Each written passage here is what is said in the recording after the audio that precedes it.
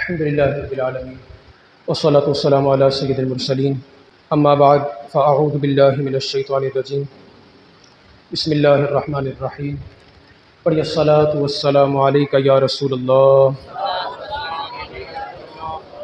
وعلى آلك وأصحابك يا حبيب الله الصلاة والسلام عليك يا نبي الله وعلى آلك وأصحابك يا نور الله نویت سنت الاعتکاف نبی رحمت شفیع امت تاجدار رسالت جناب محمد رسول اللہ صلی اللہ تعالی علیہ وآلہ وسلم کا فرمان خوشگوار ہے، تم اپنی محفلوں کو مجھ پر درود پڑھ کر سجایا کرو کہ تمہارا مجھ پر درود پڑھنا کل بروز قیامت تمہارے لیے نور ہوگا۔ شوق و محبت کے ساتھ باواز بلند درود پاک پڑھ لیجیے۔ اللہم صلی علی سیدنا و مولانا محمد معدن الجود والکرم وعلی آلہ وصحبہ وبارک وسلم صلاۃ و سلام علیک یا سیدی یا رسول اللہ وعلی آلک واصحابک یا نور اللہ۔ ابتدا میں بخاری شریف کی ایک حدیث پاک آپ سب کے سامنے پیش کروں گا۔ نبی کریم صلی اللہ تعالی علیہ وآلہ وسلم نے ایک مرتبہ دعا کے لیے ہاتھ اٹھائے اور فرمایا اللہم بارک لنا فی شامنا اللہم بارک لنا فی یمننا، کہ مولا ملک شام میں برکت عطا فرما اور ملک یمن میں برکت عطا فرما۔ شام اور یمن دو ملکوں میں برکت کی دعا نبی کریم صلی اللہ علیہ وسلم نے وہاں پر کی۔ تو کوئی جماعت تھی، جبکہ ایک بندہ کہنے والا تھا، اس نے کہا کہ یا رسول اللہ وفی نجدنا، یا رسول اللہ یہ بھی دعا کریں کہ اللہ نجد میں بھی برکت عطا فرمائے۔ نجد بھی عرب کا ایک علاقہ ہے، جگہ ہے۔ تو جس طرح آپ نے یمن اور شام کے لیے دعا کی ہے، تو اس طرح ہمارے نجد کے لیے بھی دعا فرما دیجیے۔ نبی کریم صلی اللہ علیہ وسلم نے دعا کی اللہم بارک لنا فی شامنا اللہم بارک لنا فی یمننا، مولا ملک شام میں برکت نازل فرما، ملک یمن میں برکت نازل فرما، لیکن نجد کا نام آپ نے نہیں لیا۔ اسی شخص نے یا اسی جماعت نے دوبارہ کہا کہ یا رسول اللہ وفی نجدنا، نجد کے لیے بھی دعا کریں کہ اللہ نجد میں بھی برکت عطا فرمائے۔ نبی کریم علیہ السلام نے پھر دعا کی اللہم بارک لنا فی شامنا اللہم بارک لنا فی یمننا، مولا ملک شام میں برکت نازل فرما، ملک یمن میں برکت نازل فرما۔ نجد کے لیے پھر دعا نہیں کی۔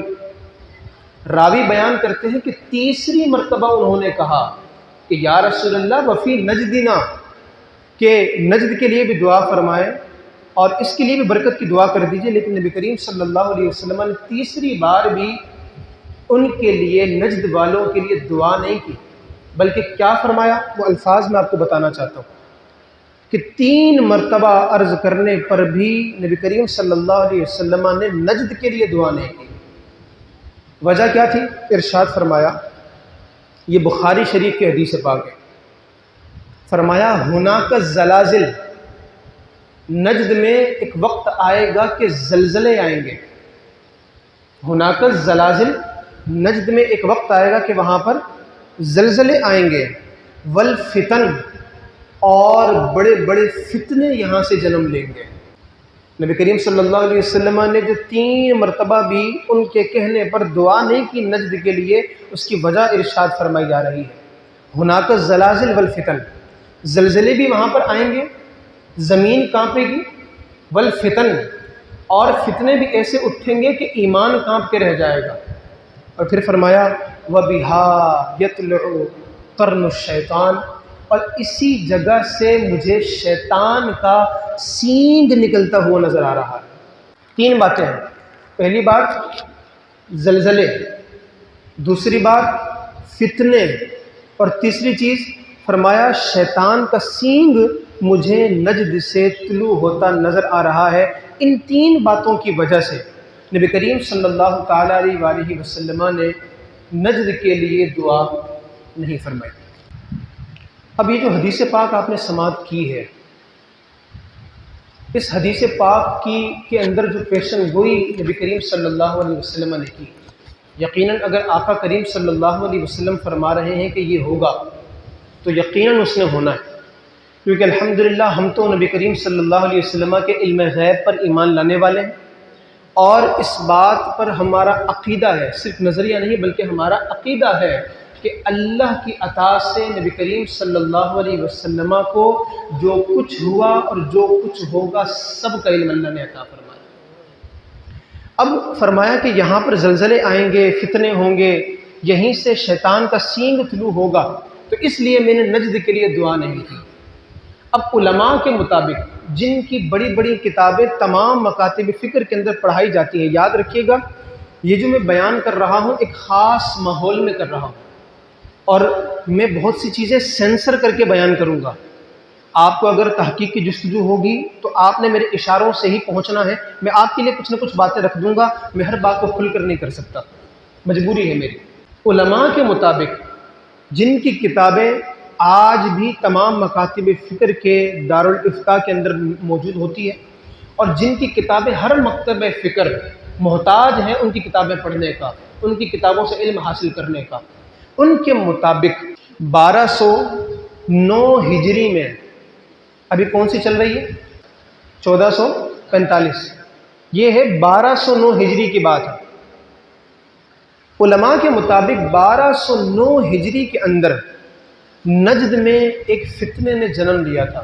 وہ جو فتنہ تھا وہ ایک شخص تھا جس کے متعلق نبی کریم صلی اللہ علیہ وسلم نے فرمایا کہ مجھے شیطان کا سینگ طلوع ہوتا ہوا نظر آ رہا ہے۔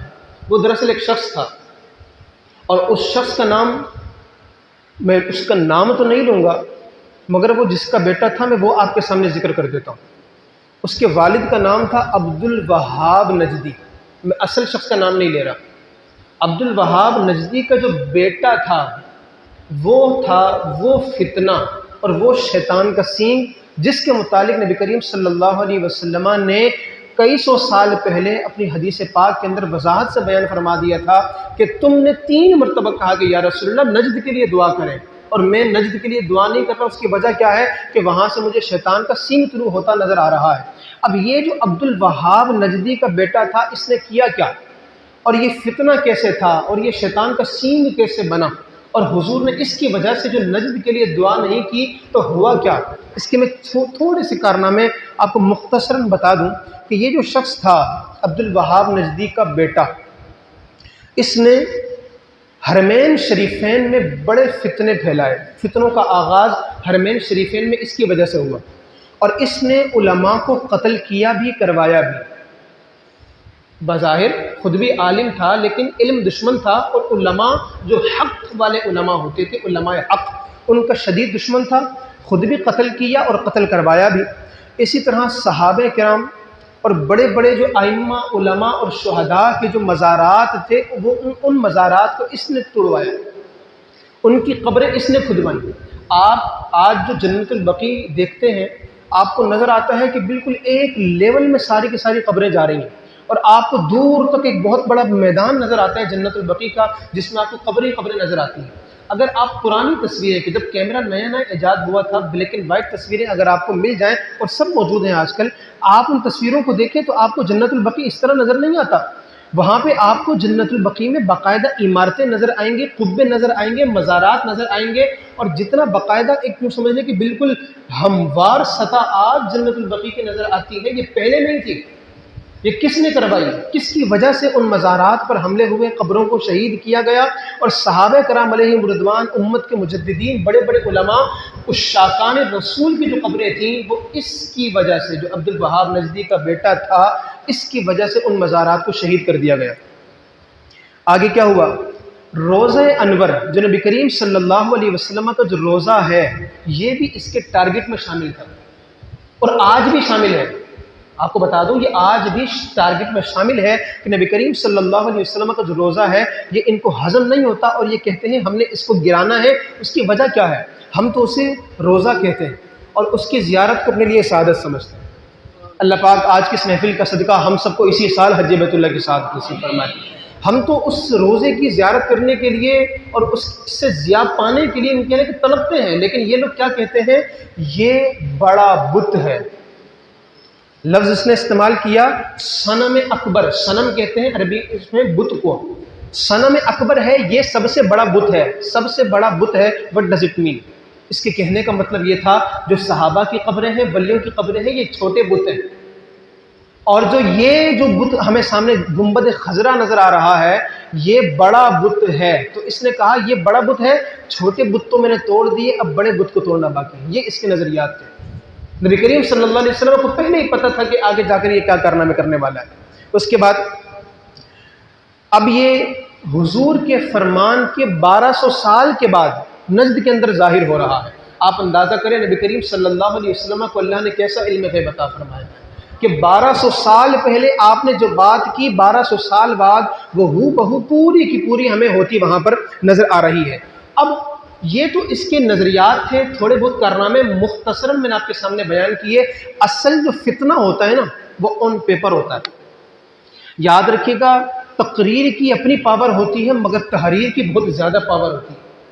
آپ کو آج بھی اگر دین نظر آتا ہے اور آپ اگر سارے علماء بھی ختم ہو جائیں اس دور میں، آپ پھر سے پورے کا پورا دین اسی طرح حاصل کر لیں گے جس طرح حضور کے زمانے میں موجود تھا۔ وجہ کیا ہے؟ ہمارے پاس قرآن موجود ہے، ایک پورا اسکرپٹ موجود ہے، تحریر موجود ہے، نبی کریم صلی اللہ علیہ وسلم کی حدیثیں جو علماء نے محفوظ کی وہ ساری موجود ہیں۔ تو ہمارے سامنے ایک تحریر آ گئی نا، تو تقریر مٹائی جا سکتی ہے، تحریر مٹائی نہیں جا سکتی، اس کی اپنی پاور ہوتی ہے۔ یہی وجہ ہے ہمارے بھی نامہ اعمال لکھے جاتے ہیں، ہماری آواز ریکارڈ نہیں ہوتی۔ کرام الکاتبین جو کیا کرتے ہیں؟ یعلمون ما تفعلون، یہ لکھتے ہیں، لکھنے والے فرشتے ہیں، عزت والے فرشتے ہیں، سب لکھا جاتا ہے۔ تو تحریر کی اپنی پاور ہے۔ عبد الوہاب نجدی کے بیٹے نے باقاعدہ ایک کتاب لکھی اور وہ کتاب سمجھ لیں کہ فتنوں کی جڑ بنی۔ اس کتاب کا نام تھا کتاب التوحید۔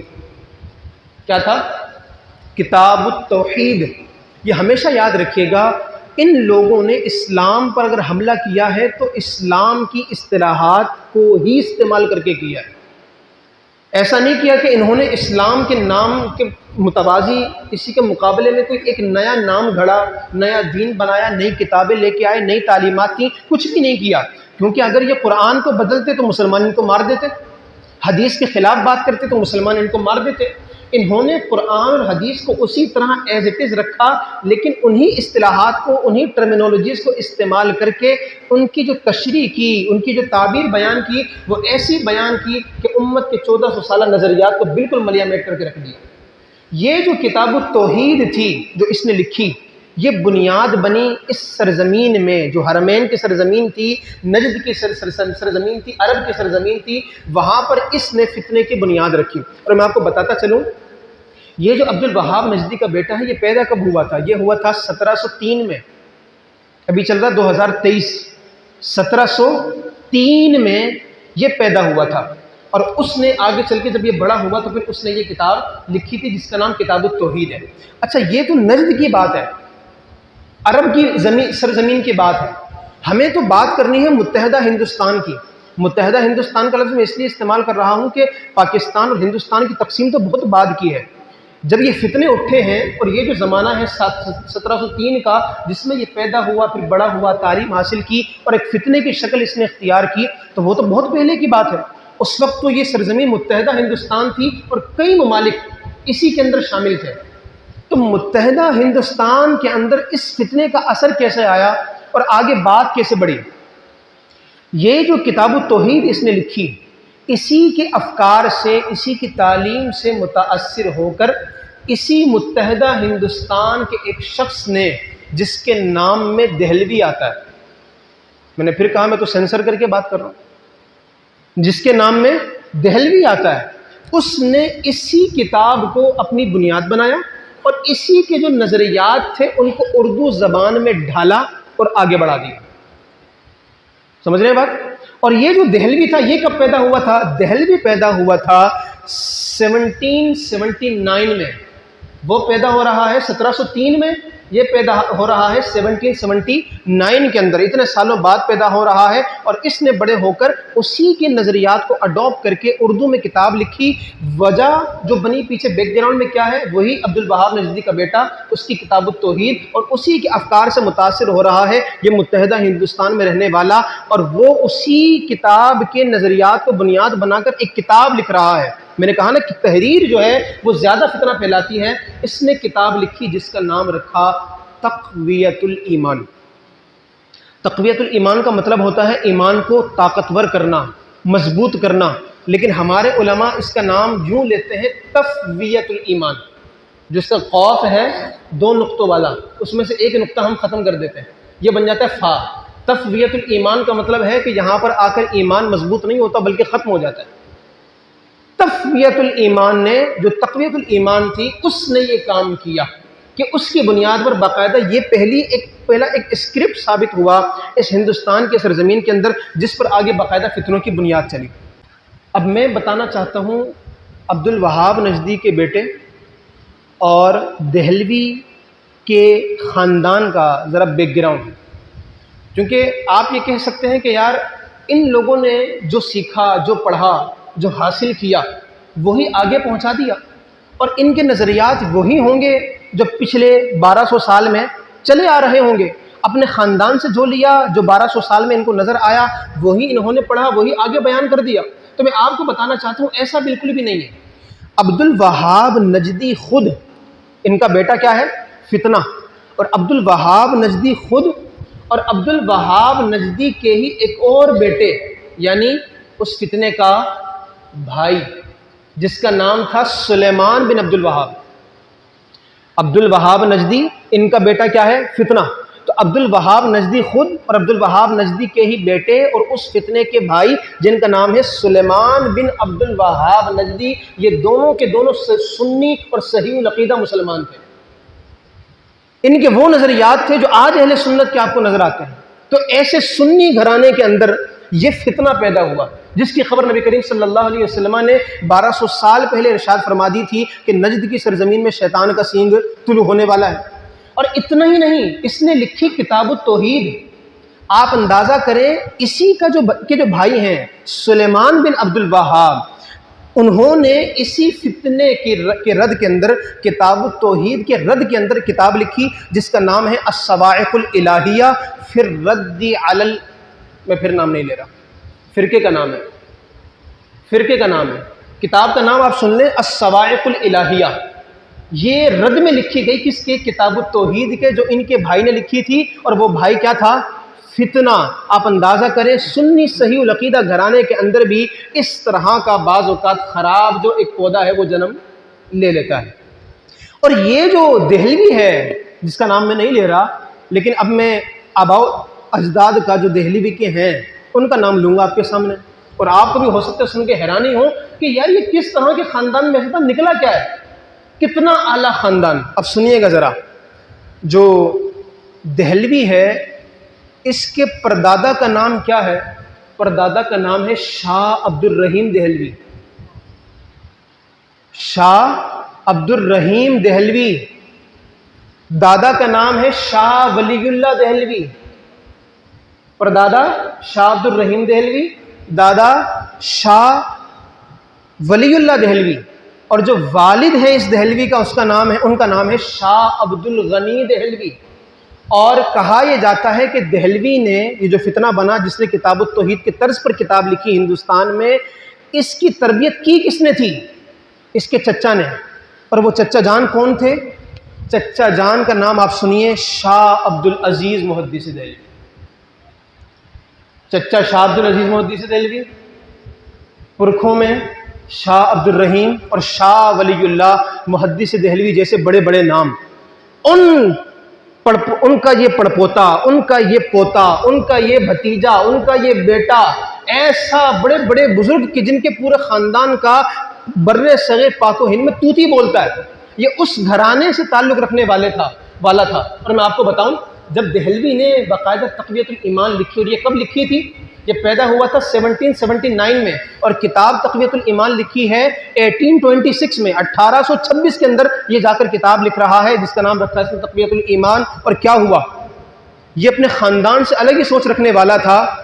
شاہ عبد العزیز جو اس دہلوی کے چچا ہیں، ان شاہ عبد العزیز دہلوی کے دو شاگرد، ایک کا نام تھا شاہ رؤوف احمد نقشبندی اور دوسرے کا نام تھا شاہ احمد سعید دہلوی۔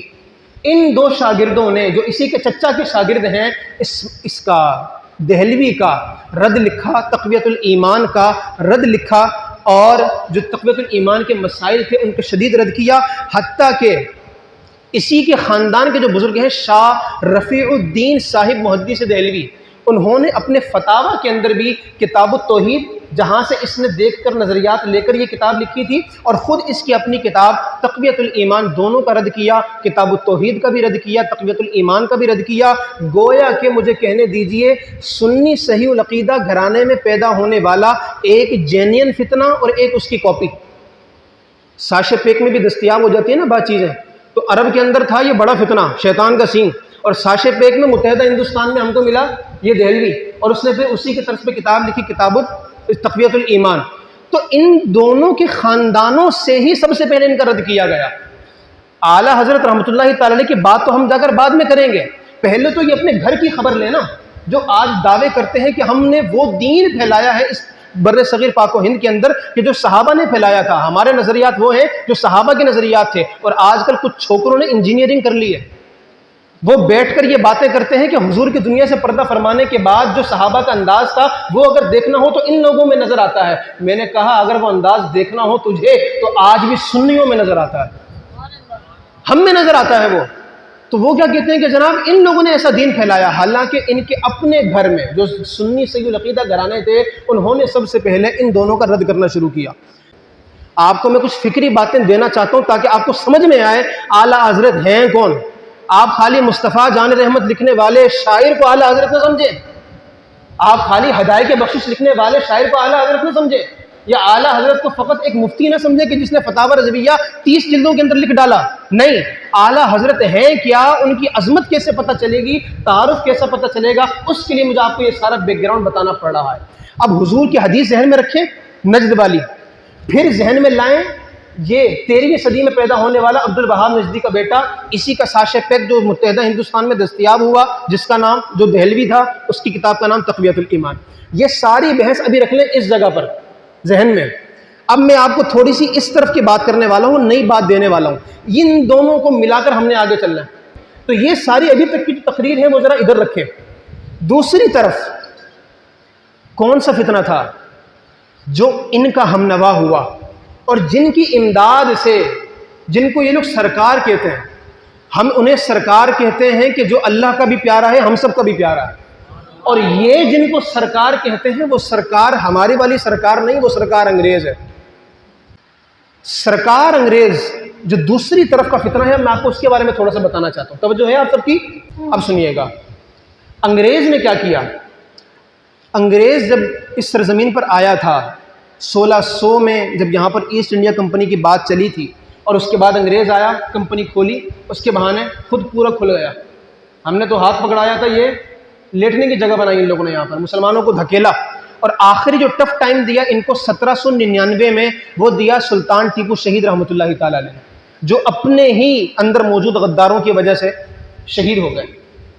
ان کے بعد انگریزوں نے جو چیزیں طے کیں، جو ان کا اجلاس ہوا وائٹ ہال لندن کے اندر، اور جو منصوبے انہوں نے رکھے، ان میں سے میں آپ کو چند باتیں آپ کے سامنے رکھنا چاہتا ہوں کہ انہوں نے کیا تیاری کر رکھی تھی، کیونکہ میں آپ کو بتا چکا ہوں 1703 میں عبد الوہاب نجدی کا بیٹا پیدا ہوا ہے، اور 1779 کے اندر 1779 کے اندر یہ دہلوی پیدا ہو رہا ہے۔ اب 1799 میں سلطان ٹیپو شہید ہو گئے۔ اب اس کے بعد سے انگریزوں کی جو لابی کام کر رہی تھی، جو ان کے مفکرین یہاں پر آ رہے تھے اور یہاں سے ساری چیزیں لے جا کر وہاں پر لندن ٹرانسفر کر رہے تھے، انہوں نے اجلاس میں کیا طے کیا، ان کی 4 باتیں میں آپ کے سامنے ذکر کرنا چاہتا ہوں۔ پہلی بات، انہوں نے کہا کہ بھئی جہاد کو ختم کرنا ضروری ہے۔ جہاد ہم نے ختم نہیں کیا نا تو مسلمانوں کے اندر کب جذبہ جہاد بیدار ہوگا اور کب یہ ہمارے خلاف کھڑے ہو جائیں گے ہم کو پتہ نہیں چلے گا۔ تو انہوں نے کہا سب سے پہلے جذبہ جہاد کو ختم کرنا ہے، اور اس کے لیے ہمیں جھوٹے نبی کی ضرورت ہے۔ ایک ایسا نبی بناؤ کہ جو جھوٹا ہو، امتی نبی ہونے سے شروع ہو، ذلی بروزی تک پہنچے، اور آخر میں یہ دعویٰ کرے کہ میں صاحب شریعت نبی ہوں۔ ہمیں کوئی ایسا بندہ چاہیے۔ اب یہ جو اس کی جو پوری تاریخ ہے، اگر وہ آپ کو سننی ہے تو یوٹیوب پر میرا جو چینل ہے علامہ بلال حنفی، اس کے اوپر میرا بیان پورا موجود ہے، جو اسی مسجد میں نے کیا 1 گھنٹے کا، جس کا نام وہاں پر ویڈیو کی صورت میں موجود ہے، قادیانی ورسز علماء اہل سنت۔ آپ جا کر وہ بیان سنیں۔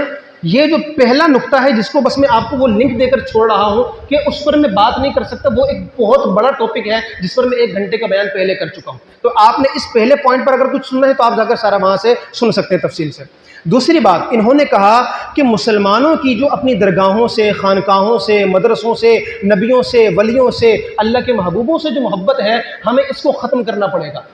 کیوں؟ یہ ان کی بڑی مانتے ہیں، ان کی وجہ سے صحیح دین آج تک ان کو ملا ہوا ہے۔ ہم نے یہ ختم کر دیا تو سمجھے ہم نے ان کی بنیاد کو گرا کر رکھ دیا۔ تیسری بات، انہوں نے کہا ہمیں مسلمانوں کا یہ جو مذہبی حلیہ ہے، آپ دیکھیں کہ میں جو آپ کو پوائنٹس بتا رہا ہوں وہ کتنے سچے ہیں، ان کی پلاننگ نے کہاں تک کام کیا۔ ابھی اس محفل میں آپ کو اکثر یہ حلیے والے نظر نہیں آئیں گے، حالانکہ ہم کون سی محفل میں بیٹھے ہیں؟ دینی محفل ہے نا، کوئی دنیاوی کنسرٹ تو نہیں ہو رہا یہاں پر کہ سنگر آئیں گے معاذ اللہ گانے گائیں گے۔ یہ ایک دینی محفل ہے، بٹ آپ ذرا دیکھ لیں، میں کسی کو پوائنٹ آؤٹ نہیں کر رہا، صرف سمجھانا چاہتا ہوں۔ یہ لباس بھی اب جائز ہے۔ آپ کہیں گے ہمارے لباس پہ تنقید کر دی، ہم پہن کے کیا ہیں، تو یہ جناب تو صحیح بات نہیں ہے۔ لباس آپ کا اب پہننا جائز ہے، پہلے کچھ حکم اور ہوا کرتے تھے، لیکن میں بتانا یہ چاہتا ہوں ان کی پلاننگ چیک کریں کہ اس وقت ان کے ذہن میں یہ منصوبہ تھا، اور آج اس کی عمل درآمدگی دیکھیں کہ آپ سب مسجد میں بیٹھے ہوئے ہیں، دینی پروگرام میں ہیں، مگر اکثر کا حلیہ وہ نہیں ہے جو سنت کے مطابق ایک حلیہ صحابہ کرام سے اور امت کے بڑے علماء سے چلتا چلا رہا ہے۔ انہوں نے کہا ہمیں ان کا حلیہ اس کا جو حلیہ ہے اس کو مضحکہ خیز قرار دینا ہوگا، کہ اس طرح کے حلیے میں کوئی بھی کسی کو نظر آ جائے تو وہ دیکھ کر پریشان ہو جائے، اس کے ذہن میں ہنسی آنے لگ جائے، وہ اس کی بات سننے پر تیار نہ ہو، بلکہ اس کو دیکھ کے گلی راستہ بدل لے، نیچ لوگ سمجھے جائیں۔ اگر میں بڑھا کر کہوں تو نیچ لوگ سمجھے جائیں اس حلیے والے۔ اس کے لیے ان لوگوں نے 2 کام کیے۔ ایک تو جو ان کے ہاں ناچنے گانے والے، ڈھول بجانے والے لوگ تھے، ان کو یہ حلیے دیے۔ آج آپ روڈ پر نکل جائیں، شادیوں میں گانے بجانے کے لیے آپ کو جگہ جگہ ٹولے کھڑے نظر آئیں گے، ان کے آپ ذرا حلیے چیک کریں۔ اب تو یہ لوگ کچھ شوخ رنگ پہنتے ہیں، پہلے شوخ رنگ نہیں ہوتے تھے، پہلے بڑے بڑے پگڑ ہوتے تھے، واسکٹیں ہوتی تھیں، اسی طرح کی جبے دستاریں اور پورے کھلے کھلے کرتے ہوتے تھے، اور پھر یہ اس کیفیت کے اندر آ کر سارے دھمال وغیرہ ڈالا کرتے تھے، اور انہی کی وجہ سے موسیقی پنپا کرتی تھی۔ انہوں نے کہا کہ یہ انداز ان جیسے نیچ لوگوں کو دے دیا جائے۔ دوسرا، ان لوگوں نے کہا جو ہمارے خدمت گزار ہیں، ویٹرز ہیں، ان کو یہ لباس پہنا دیا جائے۔ آپ اگر انگریزوں کی تاریخ اٹھا کر پڑھیں، جب وہ متحدہ ہندوستان میں تھے تو ان کے ہاں جو کام کرنے والے، ٹرے اٹھانے والے، دسترخوان لگانے والے، اٹھانے والے، صاف کرنے والے، ان کے حلیے جا کر چیک کریں، خود یہ لوگ باقاعدہ پینٹ کوٹ ٹائی اور باقاعدہ جو ان کے حلیہ ہے اس میں ہوتے تھے، مگر ان کے جو خدمت گزار ہوتے تھے اسی حلیے کے اندر ہوتے تھے۔ اور آج بھی جب یہ فلمیں بناتے ہیں پرانے دور کو فلمانے کے لیے، تو اس کے اندر جو اپنے سرونٹس کو جو لباس دیتے ہیں وہ اسی طرح کا لباس ہوتا ہے جو کسی قدر علماء کے لباس سے ملتا جلتا ہے۔ انہوں نے کیا کیا، جو نچلے طبقے تھے معاشرے کے ان کو وہ لباس پہنائے اور قدر گرانے لگے۔ چوتھا کام کیا کیا، انہوں نے کہا یہ جو ٹائٹل ہے نا ملا، مولوی، اچھا میں آپ کو بتاؤں یہ دور ان کی پلاننگ دیکھیں کیسی کامیاب۔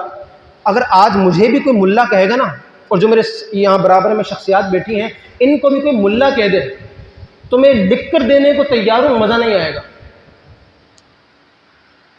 او ملا، بلکہ مولوی بھی صحیح نہیں لگتا۔ تو مولوی بھی جو کہا جاتا ہے نا، مولوی، انداز دیکھ رہے ہیں، ایسا لگتا ہے جسے کسی نے معاذ اللہ گالی دی ہو۔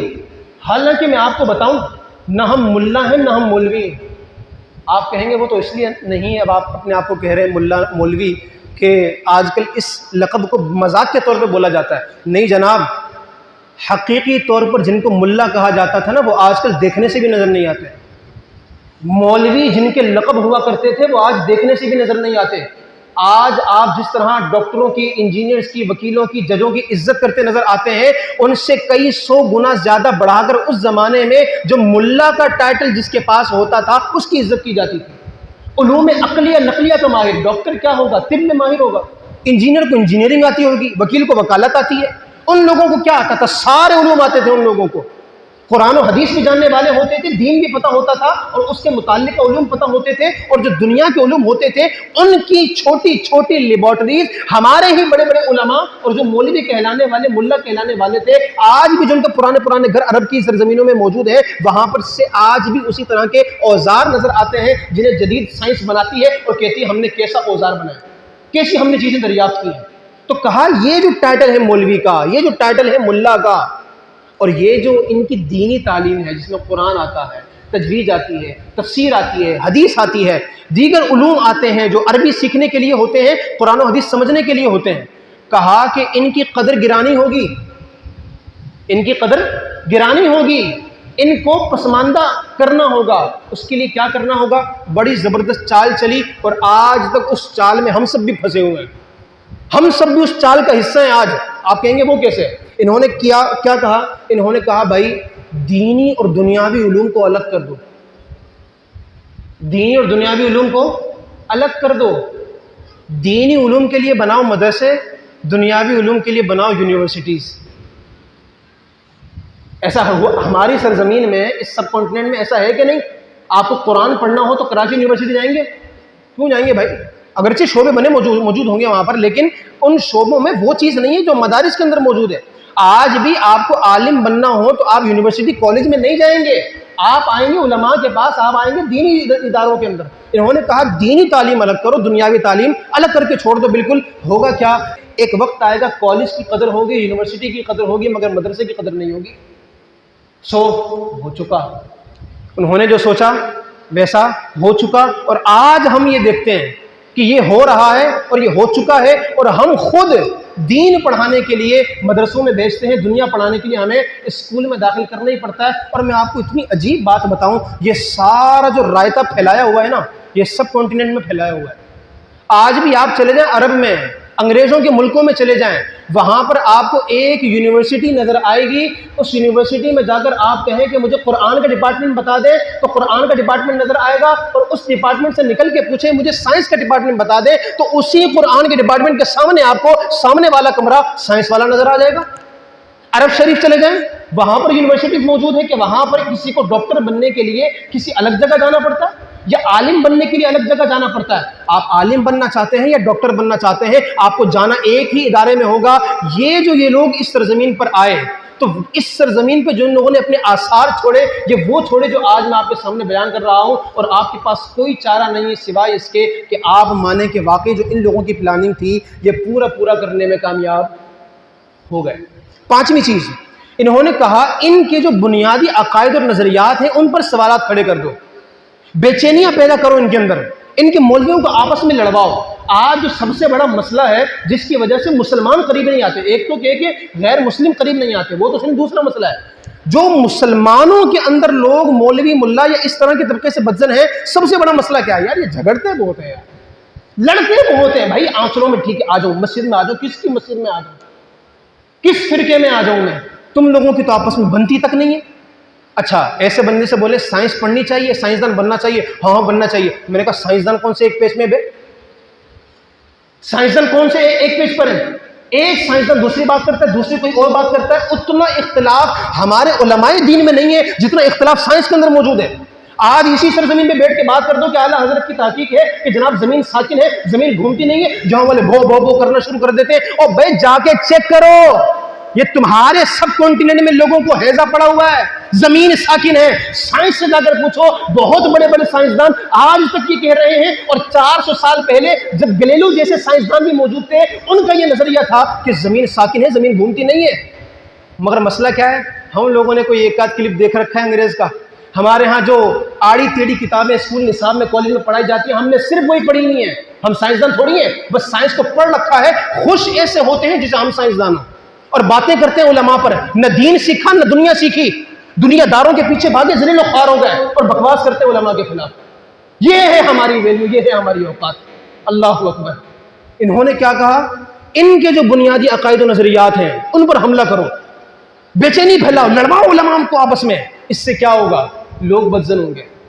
کچھ لوگوں کی طبیعت ہوتی ہے نا، یار ہم جھگڑوں میں نہیں پڑھتے. اچھا جھگڑوں میں نہیں پڑھتے، قرآن اٹھا کے وہ پڑھ لے سکون سے، تجھے کوئی تنگ نہیں کرے گا.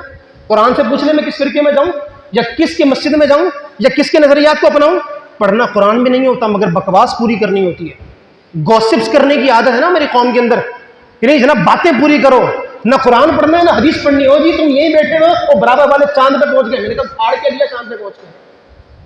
تم جس چاند پر پہنچنے کو آج فخر سمجھتے ہو، وہی چاند ہمارے مصطفیٰ کی ایک نشان راہ تھا. اس سے کہیں آگے ہمارے مصطفیٰ تشریف لے گئے تھے، اور تم بات کرتے ہو چاند پر پہنچنے کی. اللہ اکبر. ہماری منزل چاند پر پہنچنا نہیں، مصطفیٰ کے قدموں تک پہنچنا ہے. میں نے کہا ان کو آپس میں لڑوا دو. یہ جو ان کا وہ طبقہ ہے نا جو کہتا ہے ہم کسی پھڈے میں نہیں پڑتے، وہ الگ سے چپ چاپ ہو کے بیٹھ جائے گا اور بہت بڑا طبقہ لوگ کیپچر کر لیں گے. اور آج آپ دیکھیں بہت بڑا طبقہ دور کرنے میں کامیاب ہو گئے. اب آگے کیا ہوا یہ آپ کو میں انگریزوں کی طرف لے کر چلا، جنہوں نے سلطان ٹیپو شہید رحمۃ اللہ تعالی علیہ کے بعد 1799 کے بعد انہوں نے پلاننگ کی اور انہوں نے کہا کہ ہمیں اس طرح کی چیزوں کو کرنا ہے جس میں یہ جو مزارات ہیں، اولیاء ہیں، انبیاء ہیں، ان سے بدزن کرنا شامل تھا، مولوی علماء کی قدر گھٹانا شامل تھا، اور ان کو آپس میں لڑوانا شامل تھا. اب انہوں نے کیا دیکھا؟ انہوں نے یہ دیکھا 1799 میں سلطان ٹیپو شہید ہو گئے اور ان کو نظر آیا کہ ایک بچہ ہے جس کا نام دہلوی ہے، وہ پیدا ہو چکا ہے. وہ کب پیدا ہوا ہے؟ 1779 میں. توجہ ہے، 1779 میں دہلوی پیدا ہو رہا ہے. 1799 میں سلطان ٹیپو شہید ہو گئے. دہلوی اس وقت تک جوان ہو چکا، پڑھ رہا ہے اور عبد الوہاب نجدی کے بیٹے کے خیالات کو آبزرو کر رہا ہے، کتاب التوحید سے چوریاں کر رہا ہے اور ساشے پیک میں سمٹنے کی تیاریاں کر رہا ہے. اور پھر انگریزوں نے کہا کہ یار یہ جو بچہ ہمارے بڑا کام آ سکتا ہے. جب اس نے 1826 کے اندر یہ کتاب لکھی تقویت الایمان، انگریزوں نے کیا کہا؟ ہمارا وہ جو منصوبہ تھا نا وہ والا نبیوں سے بدزن کرنے والا، ولیوں سے بدزن کرنے والا، ان کے جو مقتدر شخصیات ہیں ان سے بدزن کرنے والا، اور وہ جو ہمارا 5واں پوائنٹ تھا آپس میں لڑوانے والا، انہوں نے کہا اگر ہمارے یہ 2 پوائنٹ پورے ہو سکتے ہیں تو اس کے لیے اگر مہرہ ہے تو وہ بہترین ہے، اور وہ یہ ساشے پیک میں دستیاب دہلوی ہے. کتاب التوحید کو چوری کر کے جو اس نے بنیاد تقویت الایمان کے ذریعے اس سرزمین میں رکھی متحدہ ہندوستان کے اندر، تو پھر انہوں نے اس کو اڈاپٹ کیا. جو تقویت الایمان کتاب تھی، انگریزوں نے کتاب چھپوائی، مفت بٹوائی. استاد محترم، کتاب چھپوائی، مفت بٹوائی. بھائی انگریزوں کو کیا پڑی ہے تقویت الایمان بٹوانے کی؟ انگریزوں کو کیا پڑی ہے؟ ایک وہ کتاب جسے مذہبی کتاب کہا جائے گا، ٹائٹل بھی بڑا پیارا ہے، تقویت الایمان، ایمان کو مضبوط کرنا. بھائی انگریز کیوں چاہے گا ہمارا ایمان مضبوط ہو جائے؟ سوال ہے نا. انگریزوں کو پتا تھا یہ شکل کچھ اور ہے، اندر کچھ اور ہے. شہد دکھائے زہر پلائے، یہ وہ ہے جو اعلیٰ حضرت نے کہا تھا، شہد دکھائے زہر پلائے، قاتل ڈائن شوہر کش، اس مردار پہ کیا للچایا، دنیا دیکھی بھالی ہے. تو یہ دنیا دار جو دنیا کے کتے تھے، دنیا کے غلام تھے، علماء سو جن کو کہا جاتا ہے، جس طرح کے علماء بنی اسرائیل کے اندر موجود تھے اور بنی اسرائیل کا بیڑا غرق ہو گیا تھا، انہوں نے تقویت الایمان کو لیا، خریدا، چھپوایا اور مفت بٹوا دیا متحدہ ہندوستان کے اندر. ترویج و اشاعت چل رہی ہے یہاں پر. اب کیا ہوا؟ یہی جو کتاب تھی اسی کے ذریعے سے یہ فتنہ پھیلنا پھولنا شروع ہوا. اور یہ فتنہ، اس سے 2 فتنے بیسیکلی جنم لیا انہوں نے. ایک کا نام دال سے آتا ہے، ایک کا نام واو سے آتا ہے. واو والے کبھی کبھی الف بھی لگا لیتے ہیں. اگر دال الف واو کو ملا لو تو یہ داؤ بن جاتا ہے. استاذ محترم ان لوگوں نے داؤ کھیلا ہمارے ساتھ اور آج تک کھیل رہے ہیں. اب میں جب داؤ کہوں گا تو داؤ میں دال بھی مخفف ہے، الف بھی مخفف ہے، واو بھی مخفف ہے. دال سے بھی فرقہ مراد ہے، الف اور واو سے بھی فرقہ مراد ہے. اور کبھی اپنے آپ کو الف والا کہتے ہیں، کبھی واو والا کہتے ہیں. اور میں الف اور واو کو ملا کے کہتا ہوں او ہم کو پتا ہے تو الف والا ہو یا واو والا ہو، تم کون ہو، ہمیں سارا پتا ہے تمہارا. تو یہ داؤ جو ان لوگوں نے کھیلا ہمارے ساتھ، 3 جو بنے، یہ بیسیکلی 2 ہیں کہلاتے 3 ہیں. یہ جو فرقے بنے یہ پھر آگے پنپنا شروع ہوئے. اب ان کا طریقہ واردات کیا تھا؟ انگریز کی غلامی میں آنے کے بعد، انگریز کا ہاتھ پڑنے کے بعد ان لوگوں کا طریقہ واردات کیا تھا؟ ہم لوگوں کے ساتھ کیا سازش کی گئی؟ سامعین محترم، ہم لوگوں کے ساتھ، آپ کے ساتھ، میرے ساتھ، ہم سب کے ساتھ، ہماری نسلوں کے ساتھ، یار ہماری نسلوں کے ساتھ، یہ ہمارا مسئلہ ہے۔ ہمارا گھر جل گیا، ہمیں پتہ ہی نہیں چلا، آج تک دھواں اٹھ رہا، ہمیں پتہ ہی نہیں چلا، آج تک بنیادوں میں کوئلے دیکھ رہے، ہمیں پتہ ہی نہیں چل رہا، ہم فتنے کو پہچان ہی نہیں پا رہے۔ میں آپ کو جب ابھی بتاؤں گا تو آپ فوراً پہنچیں گے کہ یار یہ لوگ تو آج تک پنپ رہے ہیں اور مسلمان کہلاتے ہیں، حالانکہ سو کالڈ مسلمز ہیں، صرف نام نہاد مسلمز ہیں، حقیقت میں مسلمان ہے ہی نہیں۔ طریقہ واردات سنیے گا ان لوگوں کا کیا تھا۔ سرکار انگریز کی غلامی میں آنے کے بعد پہلی بات انہوں نے کہا عوام میں ایسی باتیں کرو جس کی مثال تاریخ اسلام میں نظر نہ آئے۔ انہوں نے کہا عوام میں ایسی باتیں ذکر کرو جسے سن کے وہ پریشان ہو جائیں، تاریخ اسلام میں ایسے سوالات نظر نہ آئیں۔ اب وہ سوال کیا ہوگا آپ کو بتا رہا ہوں۔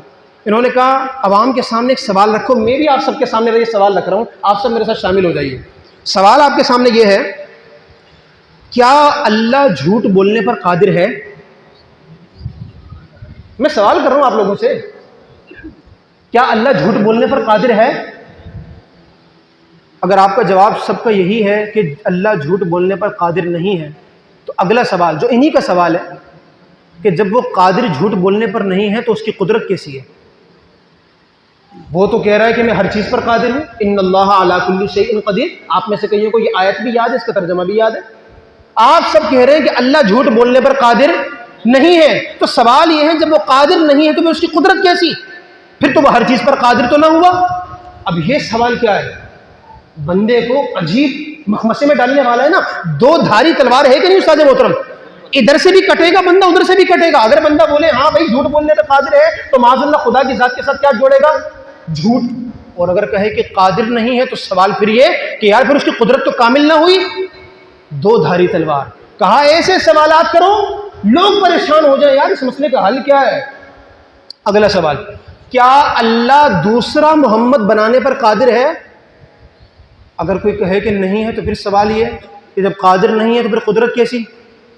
کامل قدرت تو حاصل نہ ہوئی اس کو۔ پھر اگلا سوال، کیا اللہ حضور کے بعد کسی کو نبی بنانے پر قادر ہے؟ آپ کہیں نہیں ہے تو پھر سوال یہی ہوگا، اگر قادر اللہ نہیں ہے تو پھر کیسے کہتے ہو کہ اعلیٰ کل شیء قدیر، وہ ہر چیز پر قادر ہے؟ آپ سب بھی یقیناً پریشان تو ہوئے ہوں گے اس سوال سے۔ آپ سوچیں کہ اس سوال کو تو ہمارے علماء نے اتنا لکھ دیا کہ اب کوئی آتا ہے تو ہم کہتے ہیں بھائی کتابوں میں جا کے پڑھ لو، ہم سے بولا نہیں جا رہا، اتنی بار یہ بات بتا چکے ہیں۔ لیکن یہ سن کے آپ پریشان ہو گئے۔ اس وقت کے لوگ تو زیادہ ہوئے کیونکہ وہ فرسٹ ٹائم تھا، اس کی مثال 1200 سالوں میں پیچھے نظر نہیں آتی تھی۔ اب جب یہ سوالات سنے وہ پریشان ہو گئے۔ طریقے واردات چیک کریں، انہوں نے کیا کیا؟ سوالات ایسے کھڑے کر دیے جس کی مثال تاریخ میں نظر نہیں آتی تھی۔ اگلا ان کا طریقہ واردات، دوسرا طریقہ واردات یہ تھا، انہوں نے کہا اللہ کی محبت کی آڑ میں، آسان لفظوں میں سمجھانے کے لیے جس طرح آج کل حب علی کی آڑ میں بغض معاویہ ہوتا ہے نا، بالکل سیم اسی طرح اللہ کی محبت کی آڑ میں اللہ کے محبوبوں سے بدظن کر دو۔ آڑ کس کی لو؟ اللہ کی محبت کی، اللہ سے بڑی محبت ہے۔ قرآن پڑھو ان کے سامنے، والذین آمنوا اشد حبا للہ، جو ایمان والے ہوتے ہیں اللہ سے شدید ترین محبت کرنے والے ہوتے ہیں۔ قرآن پڑھو ان کے سامنے، اللہ کی محبت کا سہارا لو اور جو اللہ کے محبوب ہیں ان کی محبت کی جڑیں کاٹو۔ کہنے لگے کیسے؟ اس کی مثال انہوں نے یوں دی، کہا کہ اللہ مختار ہے، اللہ قادر ہے، ان کو کہو اللہ کی محبت کا تقاضا یہ ہے صرف اسی کو مختار مانو، صرف اسی کو قادر مانو۔ قادر صرف اللہ ہے، مختار صرف اللہ ہے، اختیار اور طاقت اور قوت کس کے پاس ہے؟ صرف اللہ کے پاس ہے، اس کے علاوہ کوئی قادر نہیں، اس کے علاوہ کسی کی تعریف نہیں۔ الحمدللہ، تمام تعریفیں اللہ کے لیے ہیں۔ آپ چیک کریں، قرآن پڑھ رہے ہیں مگر آ کس طریقے سے رہے؟ کہنے لگے قرآن کی پہلی آیت ہے الحمدللہ رب العالمین، ہاں جی ہے، ہم تو ہر رکعت میں پڑھتے ہیں۔ ترجمہ کیا ہے؟ تمام تعریفیں اللہ کے لیے۔ جب تمام تعریفیں اللہ کی ہو گئی تو بتاؤ مصطفیٰ کی تعریف بچی؟ انبیاء کی تعریف بچی؟ ولیوں کی تعریف بچی؟ نہیں بچی نا، تو بھائی مانو تمام تعریف اللہ کی ہے، تمام قدرت و اختیار اللہ کا ہے، باقی کسی کا نہیں ہے۔ طریقہ واردات میں آپ کو بتا رہا ہوں، یہ آج بھی استعمال ہو رہا ہے۔ تیسری چیز، انہوں نے کہا اسلام کی ابتدائی، اصل میں ان کو ایک مثال مل گئی۔ انہوں نے کہا یار ایک فتنہ تھا جس نے طریقہ کار استعمال کیا تھا، ہم بھی استعمال کرتے ہیں، بہت جلدی پھیلیں گے، مگر ان کو نہیں پتا تھا الحمدللہ مصطفیٰ کے نور کا صدقہ ہمارے علماء کو بھی اللہ نے عطا فرمایا۔ یہ وہ مومن ہیں جو اللہ کے نور سے دیکھنے والے ہیں۔ انہوں نے کیا کیا؟ انہوں نے کہا کہ جو خارجی تھے ابتدائی زمانے میں، مولا علی کے زمانے میں، خارجیوں کا طریقہ یہ تھا، یہ قرآن کی آیتیں پڑھتے تھے اور وہ آیتیں جو بتوں کے بارے میں ہوتی تھی، کافروں کے بارے میں ہوتی تھیں، وہاں سے ہٹا کر وہ مزارات پر ڈال دیتے تھے اور ایسے لوگوں پر ڈال دیتے تھے جو مسلمان کہلانے والے ہوتے تھے، جن کے متعلق بخاری شریف کے اندر موجود ہے۔ حوالے تگڑے دے رہا ہوں، یہ بات یاد رکھیے گا، بخاری شریف کے اندر موجود ہے۔ عبداللہ بن عمر رضی اللہ تعالیٰ عنہ فرمایا کرتے تھے کہ یہ جو لوگ ہیں خارجی، یہ آیتیں نکالتے ہیں اور وہ آیتیں کافروں کے بارے میں ہوتی ہیں، یہ اٹھاتے ہیں اور مسلمانوں پہ ڈال دیتے ہیں۔ ظاہری حالت کے اعتبار سے وہ فٹ ہو رہی ہوتی ہے تو لہذا پوری کی پوری فٹ کر دیتے ہیں۔ یہ خارجیوں کا طریقہ ہے۔ ان لوگوں نے کہا ہمارے پاس ماڈل موجود ہے، ہم بھی کیا کریں گے، ہم بھی یہ قرآن کی آیتیں اٹھائیں گے اور جو ظاہری مطلب نکلتا ہوگا وہ ڈالیں گے مسلمانوں پر، وہ ڈالیں گے ولیوں پر، وہ ڈالیں گے نبیوں پر، وہ ڈالیں گے ان اولیاء اور محبوبوں کے ماننے والوں پر، اور پھر جو حرکت خارجی کیا کرتے تھے وہ ہم بھی کرنا شروع کریں گے۔ اور میں آپ کو بتاؤں، آج آپ کو بہت ساری قرآن کی آیتیں ابھی بھی سنائی جائیں گی، کل سے شروع ہو جائیں گے۔ یہ برسات، نور کی برسات شروع ہو رہی ہے، مینڈکوں نے باہر آنا ہے۔ مگر میں آپ کو بتا دوں، جب آپ سعید محترم آپ سب بھی ذرا تحمل سے سنیے گا، میں صرف مثال دے رہا ہوں، تھوڑی سخت ہو سکتی ہے۔ آپ اگر روڈ پر گاڑی چلا رہے ہو، زبردست برسات ہو رہی ہے، لانگ ڈرائیو پہ آپ نکلے ہوئے ہیں، آپ کو سامنے بالکل سلنگ روڈ جا رہا ہے، بہترین چکا چک بالکل نیا بنا ہے، آج ہی ڈامر ڈالا تھا اس کو، آپ گاڑی چلاتے ہوئے جا رہے ہیں، بہترین فور ویل ہے آپ کے پاس، گاڑیوں کا نام نہیں لے رہا، آپ کہیں گے تشہیر ہو جائے گی، ہم سے تشہیر کون کروائے گا یار، ہم تو بیکار لوگ ہیں۔ بیکار سے مراد کار نہیں ہے، لیکن ہم بھی پھر ہم ہیں، ہمارا کانفیڈنس لیول اتنا کچا تو نہیں ہے کہ کار والوں کے درمیان رہ کر اپنے آپ کو بیکار سمجھیں۔ ہم پھر اس کو یوں لیتے ہیں، جس کے مقتدی کار والے ہیں وہ کتنا کار والا ہوگا، ہم تو اس کو اس طرح لے لیتے ہیں۔ لیکن یہ میرے لیے تعریف کی بات ہے کہ میں ایسی بات کر دوں، بہرحال آپ کے لیے پھر بھی نہیں ہے، سوچنے کی بات ہے، کچھ بات دے رہا ہوں، آپ ذرا بعد میں سوچتے رہیے گا۔ آپ جا رہے ہیں روڈ پر، زبردست قسم کی گاڑی چلاتے ہوئے، برسات ہو رہی ہے، لطف اندوز ہو رہے ہیں آپ، اچانک آپ نے دیکھا سامنے گدھا آ گیا اور کھڑا ہو گیا آ کے۔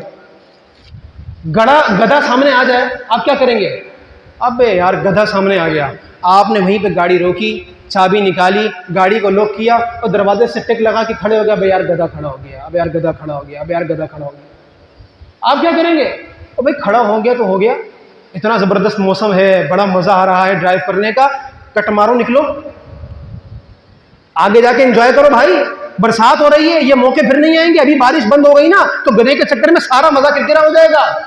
میں آپ کو کہنا چاہتا ہوں، نور کی برسات آ رہی ہے، کسی کے جھانسے میں چکر میں آنے کی ضرورت نہیں، خوشیوں بھرا میلاد منائیے، کھائیے، خوشیوں کے گیت گائیے، انشاءاللہ یہ اہل سنت کا مقدر ہے، مولا اپنے محبوبوں کے صدقے دنیا میں اتنا کھلا رہا ہے، وہ سوچے جنت میں کتنے مزے کروانے والا ہے۔ پریشان ہونے کی ضرورت نہیں ہے، آپ اپنا انجوائے کیجئے، کسی کے بھی چکر میں آنے کی ضرورت نہیں ہے۔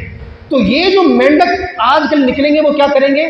قرآن کی آیتیں آپ کو فیس بک پہ بھیجیں گے، ٹویٹر پہ بھیجیں گے، پوسٹ کریں گے، اور ہمارا بیچارہ یہی سنی مسلمان جمعے میں لیٹ آتا ہے نا، جلدی نہیں آتا، اگر آ جاتا تو ایسا تیار ہوتا کہ پھر اگلے اس کی تیاری سے بھاگتے، لیکن پھر یہی ہم سے پوچھتا ہے، علامہ صاحب قرآن کی آیت پڑھ رہا ہے وہ؟ میں نے کہا ذرا آیت کا بیک گراؤنڈ جا کر چیک کریے تو مسلمانوں کے بارے میں ہے ہی نہیں، وہیں سے مسئلہ ختم ہو جاتا ہے۔ مگر چونکہ ہماری یوتھ نے قرآن تو پڑھنا نہیں ہے، انہوں نے تو پوسٹیں پڑھنی ہے، تو پوسٹوں سے جناب معلومات آتی ہیں، علم، نالج آتی ہے، ایجوکیشن نہیں ملتی، وہ ملتی ہیں ان لوگوں سے کہ جو باقاعدہ اس کے ماننے والے، چاہنے والے ہیں۔ 3 طریقے واردات میں نے آپ کو بتا دیے۔ چوتھا طریقہ واردات ان کا، باطل تعویلات کے ذریعے سے شرک اور بدعت کا مفہوم بدل دو۔ آپ نے سنا ہوگا یہ تعویذ پہننا شرک ہے، سنا ہے کہ نہیں آپ نے؟ آپ میں سے کسی نے سنا ہے تعویذ پہننا شرک ہے؟ کس نے سنا ذرا ہاتھ کھڑا کریں، کتنے سارے ہیں؟ تعویذ پہننا کیا ہے؟ شرک ہے۔ تعویذ پہننا صرف ایک ہی صورت میں شرک ہو سکتا ہے، وہ یہ کہ یہ لوگ یہ ثابت کر دیں کہ اللہ بھی تعویذ پہنتا، سمجھ آئیے، اللہ بھی تعویذ پہنتا ہے۔ ان لوگوں کا تو بس نہیں چلتا، انہوں نے تو مزارات کو چومنا بلکہ علماء کے ہاتھ چومنا اس کو بھی شرک لکھ دیا۔ میں نے کہا اگر یہ چومنے چمانے کے سلسلے نہ ہوتے نا تو شاید تم بھی نہ نکلتے۔ میں صرف اشارہ دے کر جا رہا ہوں، سمجھ لیں ذرا اس بات کو۔ وہاں پر تمہارے پاس کون سی آیت تھی قرآن کی؟ وہاں پر کون سی حدیث تھی تمہارے پاس؟ ان سے کوئی یہ سوال نہیں کرتا ایسے بیٹھو تو شرک ہے، ایسے بیٹھو تو شرک ہے، ایسے کھڑے ہو جاؤ تو شرک ہے، ایسے کھڑے ہو جاؤ تو شرک ہے، ایسے چوم لو تو شرک ہے۔ ابے تمہارے باپ کی رازدانی ہے شرک؟ یہ طریقہ کار نہیں ہے کہ جو مرضی جس چیز کو شرک بول دو، اصول ہیں پورے، قرآن بھرا پڑا ہے ان تعلیمات سے، حدیث بڑی پڑی ہے، آ کر قرآن تو پڑھ، حدیث تو پڑھ، سمجھ تو صحیح۔ لائٹیں لگانا شرک ہے؟ ابے بھائی کیا پاگل ہو چکے ہو؟ لائٹیں لگانا شرک ہے، جلوس میں جانا شرک ہے۔ آپ ان سے یہ پوچھو شرک کہتے کس کو ہیں؟ ان کی نسلوں کو بھی نہیں پتا ہوگا شرک کس کو کہتے ہیں۔ انہوں نے کیا کیا؟ طریقہ واردات، شرک اور بدعت کا مفہوم بدل دو، بس گولیاں ڈالو اور دار دار مارنا شروع کرو، یہ مشرک یہ بدعت، یہ مشرک یہ بدعت۔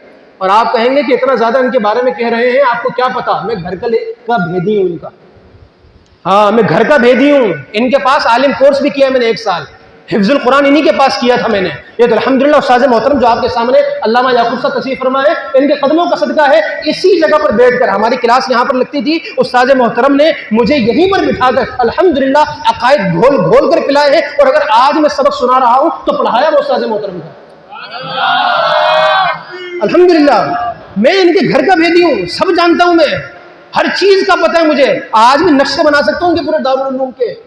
اور میں سوچتا ہوں کہ کاش اس وقت کے کیمرے والا موبائل ہوتا نا تو ویڈیوز تو پھر میں لیک کرتا۔ سادہ محترم اس وقت تو سادہ موبائل بھی نہیں تھا، اگر میرے پاس ہوتا اس دور میں ویڈیوز تو پھر ہم لیک کرتے اور پھر ہمیں بتاتے کہ تمہارا کردار کتنا لیک ہے، تمہارا کردار کتنا ڈھیلا ہے، حالت تمہاری یہ ہے، اور تم علماء اہل سنت پر بکواس کرتے ہو۔ شرک بدعت کا مفہوم بدل دو، باطل تعویلات کرو، اور اس کے ذریعے کیا کرو؟ جو اللہ کے محبوبوں کو ماننے والے ہیں سب کو مشرک قرار دو، سب کو بدعتی قرار دے دو۔ 5واں طریقہ واردات، آخری طریقہ واردات، 5واں طریقہ واردات یہ ہے، کہنے لگے چلو اللہ کی تعظیم ہے، اللہ کا ادب ہے، اللہ کی محبت ہے، رسول کی بھی مان لو کہ رسول کی بھی تعظیم ہے، ولیوں کی بھی تعظیم ہے، ان کا بھی ادب ہے، یہ مانو، مگر محبوبوں کی تعظیم کے نام پر اسی آڑ میں ایسی صورتیں بناؤ جس سے نتیجہ یہ نکلے کہ ان کی بے ادبیاں ہوں، ان کی گستاخیاں ہوں۔ اس کی میں ایک مثال آپ کو دوں، یہ جو تحذیر الناس کتاب کے اندر جو میں پورا ایک بیان کر چکا ہوں، میں آپ کو پہلے بتا چکا، آپ نے بیان سننا ہے تو قادیانی ورسز علماء اہل سنت، یہ میرا بیان پورا 1 گھنٹے کا موجود ہے، اس کے اندر میں نے پورا بیک گراؤنڈ بتایا تحذیر الناس کتاب کا۔ تحذیر الناس کتاب کے اندر جو اس نے لکھا کہ ختم نبوت کا وہ معنی جو لوگوں نے سمجھ رکھا ہے وہ ہے نہیں، علماء یہ بتاتے ہیں کہ اس نے یہ جو ختم نبوت کے معنی میں بگاڑ پیدا کیا اور 1400 سال کے علماء کے نظریات کے خلاف ایک نظریہ ختم نبوت کا قائم کیا، وہ حضور کی محبت کے نام پر کیا۔ کہنے لگا کہ تم ختم نبوت کو سمجھ رہے ہو کہ یہ کوئی بڑی شان ہے، بڑا مقام ہے، اس لیے کہہ رہے ہو حضور آخری نبی ہے، اس بات کو مانو کہ آخری نبی ہونا کوئی فضیلت والی بات نہیں ہے۔ اگر یہ بات مانے تو معاذ اللہ قرآن بے ربط ہو جائے گا۔ علماء کہتے ہیں اس نے کہا کہ میں حضور کی محبت میں یہ بات کر رہا ہوں، اگر تو واقعی حضور کا مقام ہوتا ختم نبوت تو میں خود ثابت کرتا اس کے لیے، خود اس پر قائم ہوتا، مگر میں اس لیے تمہیں منع کر رہا ہوں کہ یہ کوئی فضیلت کی بات نہیں ہے، پہلے آ جاؤ آخر میں آ جاؤ، بات ہی ایک ہی ہے، استغفر اللہ العظیم ولا حول ولا قوت الا باللہ۔ اب کیا کیا انہوں نے؟ تعظیم کر رہے ہیں، انہوں نے گویا آقا کی تعظیم کی، لیکن تعظیم کی آڑ میں کیسا حملہ کیا کہ آج تک اس کے ہمیں اثرات نظر آ رہے ہیں۔ اب یہ دیکھیے آپ کو نظر آ گئی یہ بات، ان لوگوں کی کا جو طریقہ واردات ہے وہ آپ کو نظر آیا کہ کس کس انداز میں یہ حملے کرتے ہیں۔ اب ذرا جلدی سے میں آپ کو بتا دوں ان لوگوں نے اپنی کتابوں میں لکھا کیا۔ میں چند جملے آپ کے لیے لایا ہوں کیونکہ اب تک کی تقریر بھی آپ لوگوں کے لیے ہو سکتا ہے کہ معدے پر بہت بھاری ہو چکی ہے، ہضم نہیں ہو رہی ہو۔ آپ کو میں چند بس جملے سنانا چاہتا ہوں، آپ وہ چند جملے سن کر بولیں کہ یار ایسے لوگ ہمارے مسلمانوں میں، اور میں کہوں گا آپ کو آج تک موجود۔ جملے ذرا سنیں۔ اللہ جھوٹ بول سکتا ہے۔ استغفر اللہ کی گردان کرتے رہے، معاذ اللہ کی گردان کرتے رہے، جلدی جلدی یہ جملے سن لیں ان کے، بتانے پر مجبور ہوں میں کیا کروں۔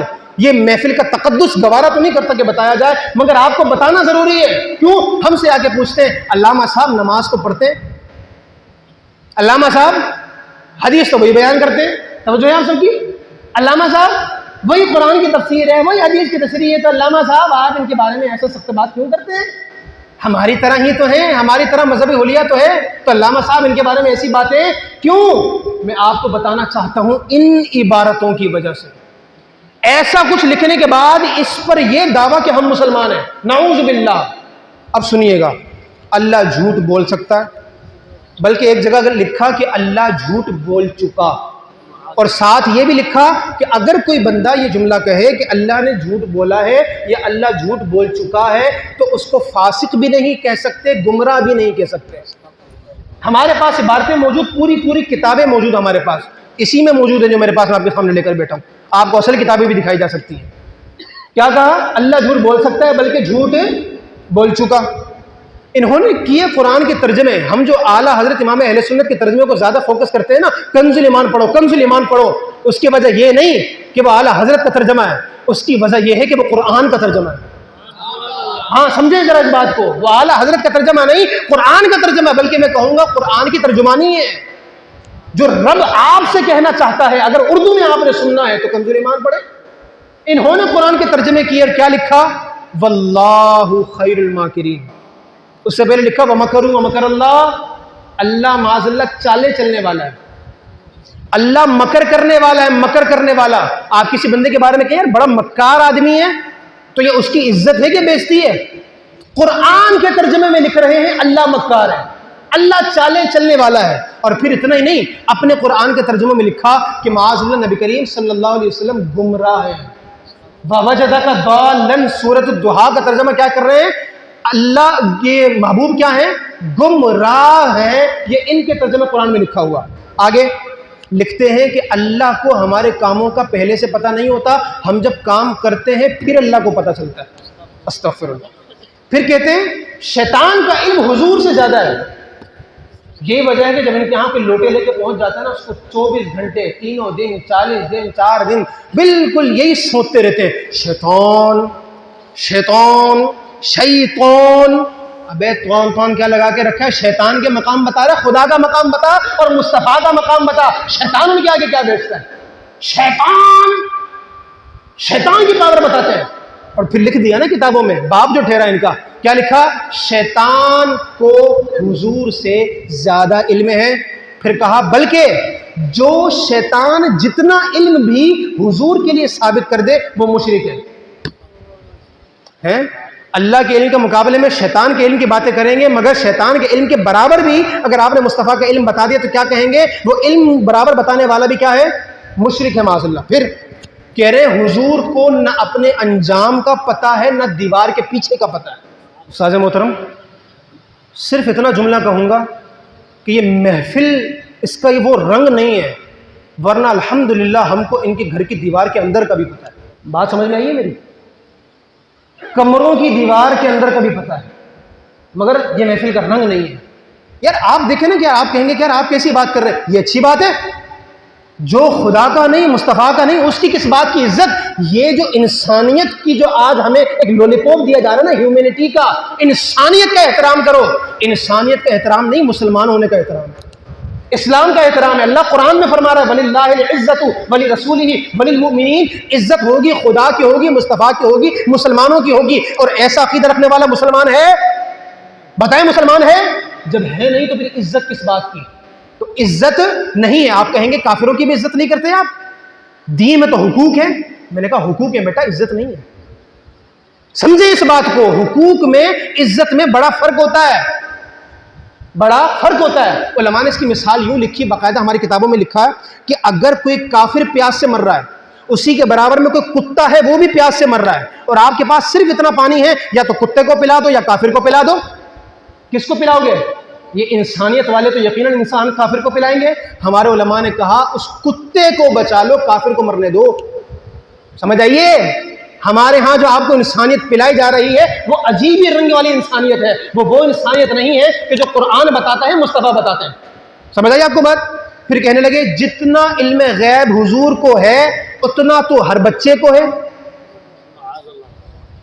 یہاں بچے پہاڑے پورے نہیں سنا پاتے ہیں، اے بی سی ڈی کو صحیح نہیں آتی، ان کے قومی ترانے سن لو تو ہنسی نکل جاتی ہے. ویڈیوز آپ نے دیکھ رکھی ہوں گی. کہنے کہ جتنا علم غیب حضور کو ہے اتنا ہر بچے کو ہے آگے، ہر پاگل کو ہے آگے، ہر جانور کو ہے آگے، ہر چوپائے کو ہے. یعنی اگر اس کو یوں سمجھ لیں، میں آپ کو صرف سمجھانے کے لیے مثال دے رہا ہوں. ابھی آپ میں سے کوئی اٹھ کر کھڑا ہو جائے اور کہے کہ بھائی باہر ایک کتا گھوم رہا ہے، اور اس کتے کو جتنا پتا ہے نا بلال حنفی کو بھی اتنا ہی پتا ہے بس، تو میرے خیال سے آپ چاول کھانے سے پہلے اس کو کھائیں گے. یہی ہوگا نا. حسن زن تو آپ لوگوں سے یہ بھی ہو سکتا ہے بھائی امام صاحب جانے وہ جانے. ایک بات کر رہا ہوں، آپ کو یہ بات سن کے میری عزت محسوس ہوئی کہ ذلت محسوس ہوئی؟ اور پھر اگر کہیں کہ خالی ایک کتا نہیں، پاکستان میں جتنے کتے ہیں ان کو جتنا علم ہے، بلال حنفی کو بھی بس اتنا ہی علم ہے. عزت ملی آپ کو یا ذلت نظر آئی؟ تو سوچیں آقا کے بارے میں کیا کہہ رہا ہے یہ بدبخت. کہہ رہا ہے جتنا علم غیب حضور کو ہے ہر بچے کو ہے. انسان کی بڑی آدمی یعنی انٹلیکچوئل آدمی کی بھی بات نہیں کر رہا. کہہ رہا ہر بچے کو ہے، ہر پاگل کو ہے، ہر پاگل کو ہے. پاگل علم سمجھ، ان کی عقل دیکھے کہاں جا کے جوڑا. ہر پاگل کو ہے، ہر بچے کو ہے، ہر جانور کو ہے، ہر چوپائے کو ہے. استغفر اللہ. پھر کہنے لگے نماز میں گدھے کا خیال آ جائے وہ پھر بھی صحیح ہے، حضور کا خیال آ جائے یہ گدھے سے بھی بدتر ہے. جو یوتھ آپ میں بیٹھی ہے نا، جو میسج کر کر کے پوچھتے ہیں، یہ وجوہات ہیں. اب بولو گے پیچھے جا کے نمازیں پڑھو، کس منہ سے جا کے پیچھے نمازیں پڑھیں؟ ان سے جا کر پوچھو تو صحیح، میں یا رسول اللہ کہنے والا ہوں، میرے بارے میں حکم تو بتائیں. کہیں گے انت بدعتی، انت مشرک. میں نے کہا تیرے کو مسلمان نہیں مان رہا اور تیری محبت ہے کہ ختم ہی نہیں ہو رہی. نہیں جناب ادھر بھی پڑھ لو، ادھر بھی پڑھ لو، ادھر بھی پڑھ لو. میں نے کہا یہ حسینیت نہیں ہے. حسینیت تو یہ بتاتی ہے عقیدے اگر صحیح بھی ہوں، عمل خراب ہو جائیں تو پھر یزیدی لشکر کے پیچھے نماز نہیں پڑھی جاتی، اپنے خیمے میں 4 افراد کے سامنے نماز ادا کی جاتی. کیا کہا؟ نماز میں حضور کا خیال آ جانا معاذ اللہ گدھے کے خیال سے بھی برا ہے. پھر کہنے لگے حضور کے بعد بھی کوئی نبی آ سکتا ہے اور ختم نبوت میں فرق نہیں آئے گا. یعنی پی کے جو لندن سے مال آتا ہوگا ان لوگوں کے پاس، وہ پی کے عبارتیں لکھی ہیں کہ کہہ رہے ہیں جی آخری نبی بھی حضور ہیں، مگر بعد میں کوئی نبی آ جائے تب بھی حضور آخری نبی ہیں. میں نے کہا تم لوگوں کی تو سمجھ میں نہیں آ رہی، لگتا ہے تم کو ریاضی ہندسہ کبھی چھو کے بھی نہیں گزرا. آگے کہنے لگے حضور مر کر مٹی میں مل چکے ہیں. حضور مر کر مٹی میں مل چکے ہیں. استغفر اللہ العظیم. پھر کہنے لگے حضور کی اتنی تعظیم کرنی ہے جتنی بڑے بھائی کی کرتے ہیں. میں نے کہا بڑے بھائی کی کرتا کون ہے بے؟ یہاں لوگ باپ کی نہیں کرتے اور تم بڑے بھائی والی تعظیم کروا رہے ہو، وہ بھی کس کی؟ آقا کریم صلی اللہ علیہ وسلم کی. اللہ استغفر اللہ. پھر کہنے لگے نبیوں اور ولیوں کی حیثیت اللہ کے ہاں چوڑے چمار جیسی ہے. کچرا چننے والے، بھنگی، یہ جو صفائیاں کرنے والے، کہنے لگے اللہ کے ہاں. اب آپ یہ دیکھیے، میں نے آپ کو بتایا طریقہ واردات کیا ہے؟ اللہ کی محبت میں آؤ، اللہ کی محبت کی آڑ لو، حملے کرو. یہ اللہ کا مقام بتا رہے ہیں. دراصل یہ اللہ کی تعریف کر رہے ہیں. الحمدللہ تمام تعریفیں اللہ کی ہیں، اور اللہ کی اتنی تعریف ہے کہ نبی اور ولی بھی خدا کے سامنے معاذ اللہ بھنگی جیسی حیثیت رکھتے ہیں. ہم ان کو کہتے ہیں ایسی توحید پر بھی لعنت اور تم پر بھی لعنت. خدا کی وہ تعظیم جو اس کے محبوب بندوں کو ذلیل کرنے کے بعد ہو، ایسے دین سے بھی ہم بیزار ہیں، ایسے دینداروں سے بھی ہم بیزار ہیں. استغفر اللہ. ان کو خدا کی تعظیم کرنے کا کوئی اور طریقہ نہیں ملا کہ نبی اور ولیوں کو یہ مقام دیا. استغفر اللہ. اس کے بعد کہنے لگے جس کا نام محمد ہو یا جس کا نام علی ہو اس کے پاس کسی چیز کا اختیار نہیں. میں نے کہا بیٹا سب سے پہلے تو پاکستان سے نکل، سب سے پہلے تو پاکستان سے نکل. یہ جس کی وجہ سے ملا تو اس کے نام میں بھی علی آتا ہے، آتا ہی نہیں آتا. جس کا نام محمد یا علی ہو اس نے کہا کسی چیز کا اختیار نہیں. ادھر تو دونوں ہیں. میں نے کہا بیٹا بوریا بسترا باندھ نکل یہاں سے. شاباش. کلٹی شاہ بالکل نظر نہیں آنا یہاں پر. ہمارے وطن میں بیٹھ کر تحریک آزادی نے غداریاں کرنے کے بعد ہمارے فورم پر ختم نبوت کے خلاف کھڑے ہونے کے بعد تمہاری یہ جرت، ختم نبوت کا سپاہی بھی خود کو کہتے ہو، پاکستان کا بانی بھی خود کو کہتے ہو، کتابوں میں اپنے آپ کو لکھواتے ہو، حالانکہ تمہاری حالت کیا ہے؟ لکھتے ہو جس کا نام نہ محمد نہ علی ہو، کسی چیز کا مختار نہیں۔ بانی پاکستان کے سامنے اگر یہی بات آ جاتی نا تو میرے خیال سے وہ تو اسی وقت ان کو سیدھا کر دیتے۔ خیر آگے چلتے ہیں۔ پھر کہنے لگے حضور کو یہ سمجھنے والا کہ وہ ہماری شفاعت کریں گے، توجہ ہے، حضور کے بارے میں یہ سمجھنے والا وہ ہماری شفاعت کریں گے، وہ ابو جہل سے بھی بڑا مشرک ہے۔ یہ کوئی میں کہانی نہیں سنا رہا، نہ کوئی کارٹون کی باتیں ہو رہی ہیں، نہ کوئی فلم کا اسکرپٹ ہے، یہ آپ کو وہ چیزیں جو ہو چکی ہیں اس میں سے چند آپ کے سامنے بیان کر رہا ہوں۔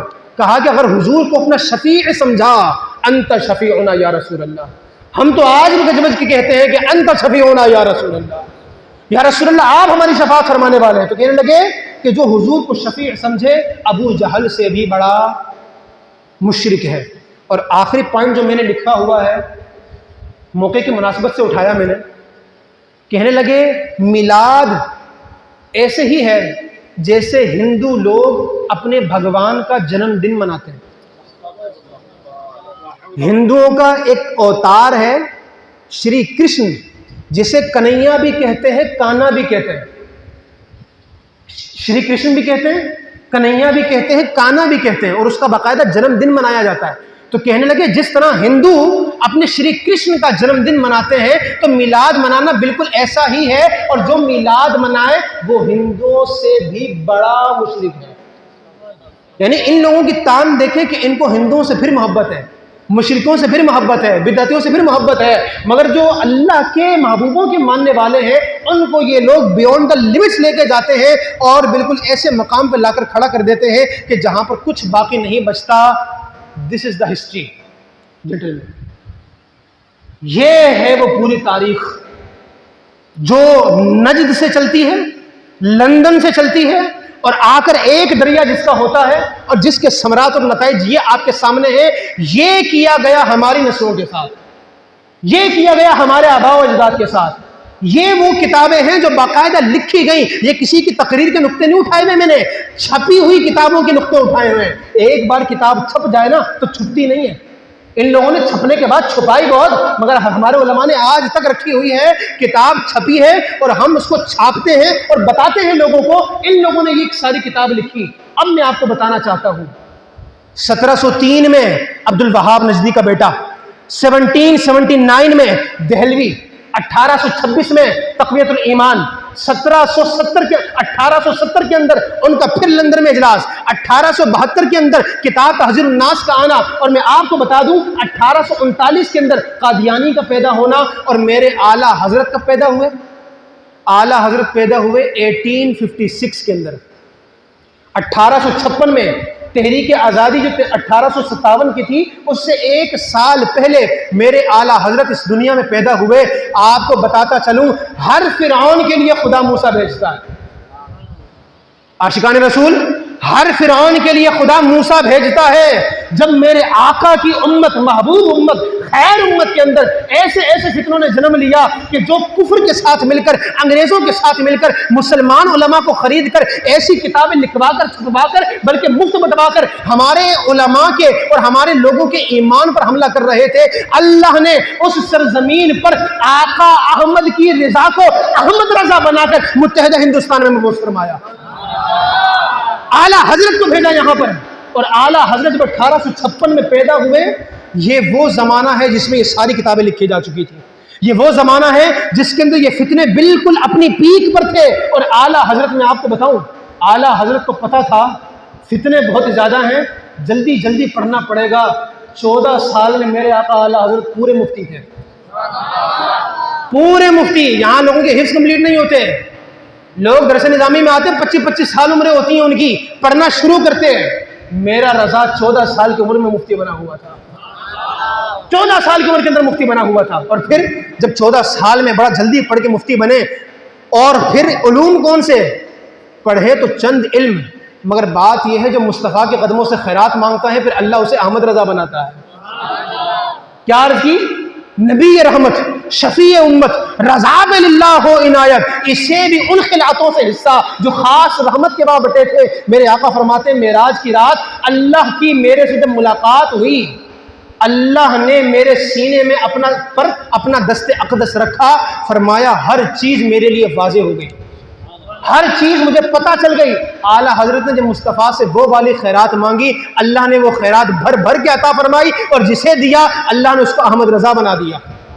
احمد رضا نے کیا کیا؟ 14 سال کی عمر میں مفتی بننے والا، 1000 سے زیادہ کتابیں لکھنے والا، تمام علوم و فنون کو لکھنے والا، بتانے والا، بلکہ ان کو چیلنج کرنے والا، ان کی تحقیقات میں نئے رخ لانے والا۔ اعلیٰ حضرت کے سامنے جب یہ سارے فتنے آئے، اعلیٰ حضرت نے سب کا قلع کما کر دیا۔ اور میں آپ کو صرف چند مثالیں دینا چاہتا ہوں۔ اعلیٰ حضرت نے کیا کیا؟ انہوں نے کہا اللہ جھوٹ بول سکتا ہے، بلکہ جھوٹ بول چکا۔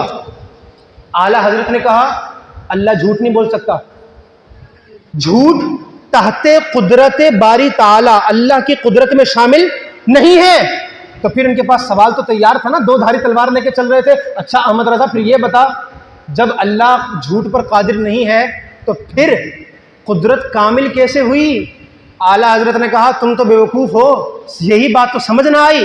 اللہ کی قدرت اس طرح کامل نہیں ہوگی کہ اس کی قدرت میں جھوٹ ڈالو، اللہ کی قدرت ایسے کامل نہیں ہوگی کہ اس میں جھوٹ ڈالو۔ کہا جھوٹ میں اتنا کمال نہیں کہ اللہ کی کامل صفات میں شامل ہو جائے۔ کہا اللہ جھوٹ نہیں بول سکتا، اللہ سچا، اللہ کا قرآن سچا۔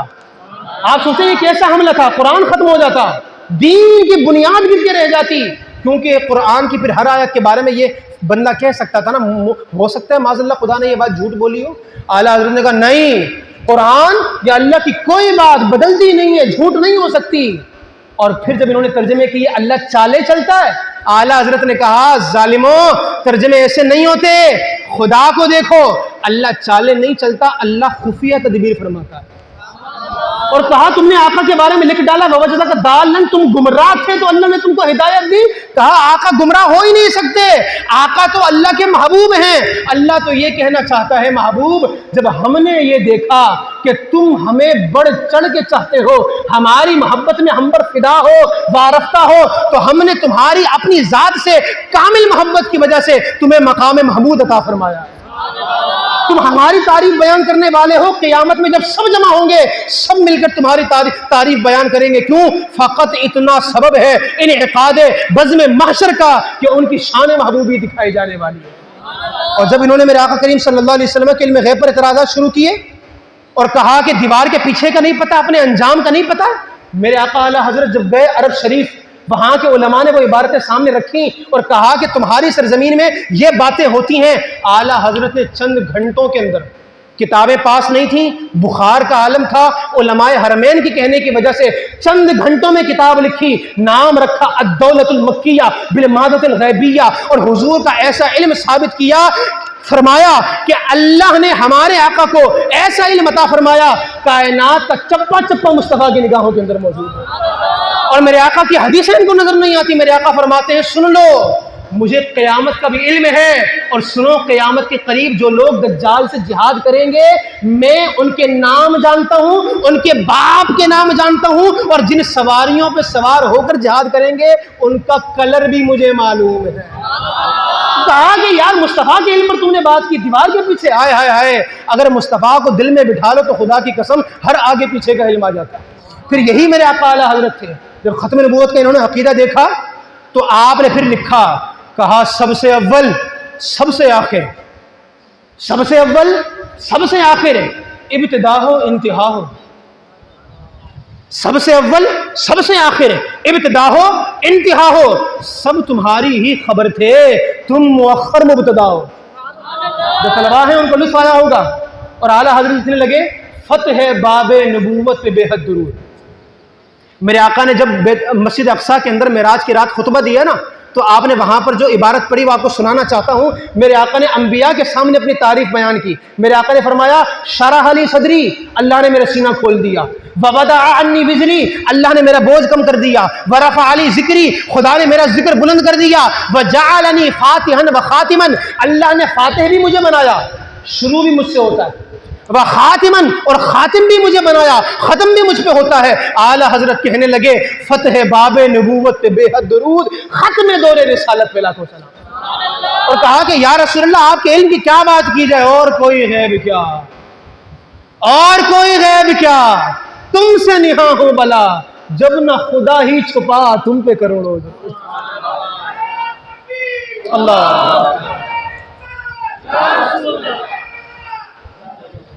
کہا اور کوئی غیب کیا، یا رسول اللہ یہ چھوٹے چھوٹے غیبوں کی ہم کیا بات کریں، دیوار کے پیچھے، اس کے آگے، اس کے بعد، اس سے پہلے، یہ چھوٹے چھوٹے غیب ہیں، سب سے بڑا غیب اللہ کی ذات ہے۔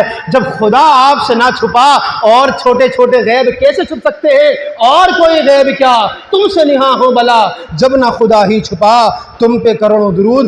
اعلی حضرت رحمۃ اللہ تعالی علیہ نے بتایا مصطفیٰ کی تعظیم بڑے بھائی جیسی نہیں کرنی، بلکہ بڑے بھائی کی کرتا کون ہے؟ مصطفیٰ کی جب بھی تعظیم کرنی ہے تو یا رسول اللہ کے کرنی ہے۔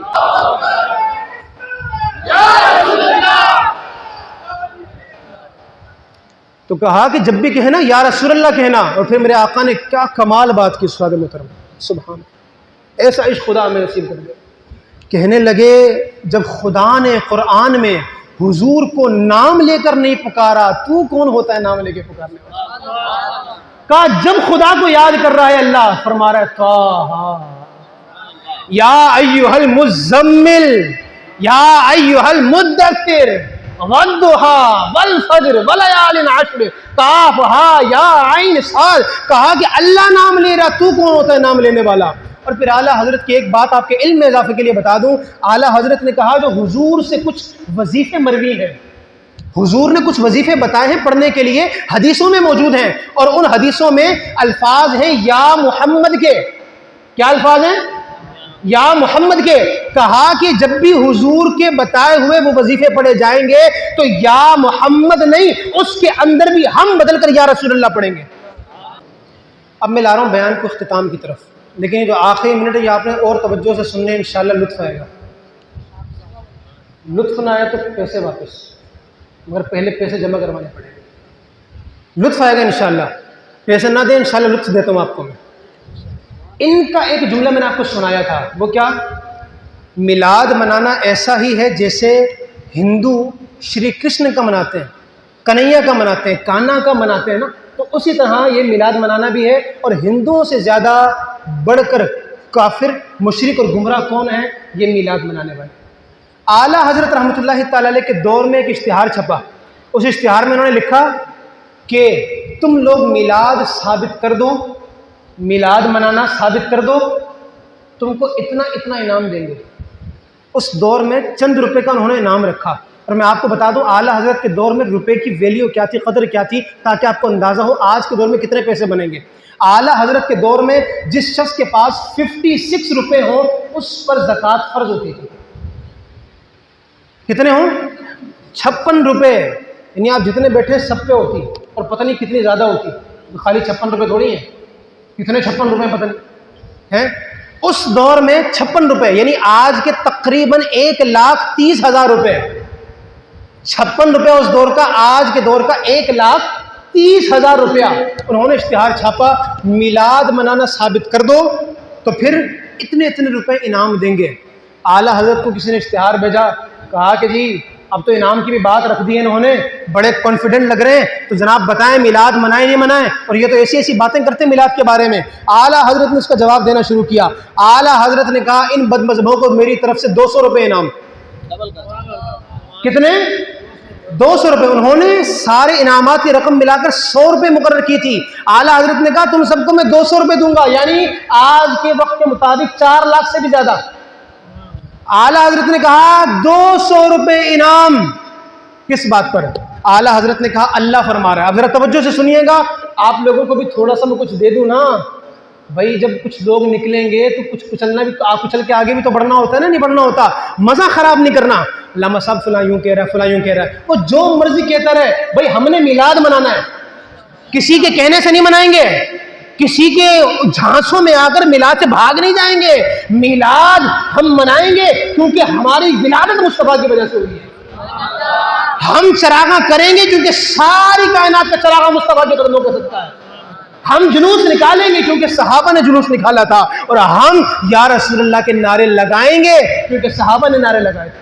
الحمدللہ ہمارے پاس حوالے موجود ہیں۔ اعلیٰ حضرت کہنے لگے، اللہ فرما رہا ہے وَأَمَّا بِنِعْمَةِ رَبِّكَ فَحَدِّثْ، اپنے رب کی نعمتوں کا چرچا کرو۔ اعلیٰ حضرت کہنے لگے یہ لوگ اس بات کا ثبوت دے دیں کہ حضور کی ولادت نعمت ہے کہ نہیں۔ کہا ثبوت دے دیں، 40 روپے انعام دوں گا۔ کتنے؟ 40 روپے انعام۔ ثبوت دے دیں کہ حضور کی ولادت نعمت نہیں ہے۔ دے تو نہیں سکتے، ماننا پڑے گا کہ حضور کی ولادت نعمت ہے۔ کہا جب نعمت مانو گے تو چرچا کرنا پڑے گا۔ قرآن کی آیت کہہ رہی ہے وَأَمَّا بِنِعْمَةِ رَبِّكَ فَحَدِّثْ، رب کی نعمت کا چرچا کرو، اتنا بتا دے مصطفیٰ کی ولادت نعمت ہے کہ نہیں، کہنا پڑے گا۔ اور جب تو کہہ دے گا تو مدعی لاکھ پہ بھاری ہے گواہی پہ۔ پھر تیرے کہنے سے میلاد منائیں گے ہم کہ بھئی تو نے نعمت کہا ہے اور خدا تو نعمت کے بارے میں یہ کہہ رہا ہے لہذا میلاد مناؤ۔ کہا ثابت کر دو، 40 روپے انعام۔ آگے فرما رہے ہیں، اللہ فرما رہا ہے وَذَكِّرْهُمْ بِأَيَّامِ اللَّهِ، ان کو اللہ کے دن یاد دلاؤ۔ فرمایا اگر یہ لوگ ثبوت دے دیں کہ حضور کی ولادت کا دن اللہ کے عظمت والے دنوں میں شامل نہیں ہے، 40 روپے انعام۔